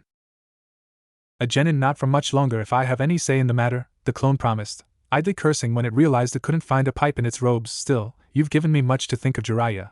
And just for the record, if I even suspect Naruto is involved or mentioned in your next release, I will permanently ban the sale of Ika within Konoha. The Toad Sage went white and nodded.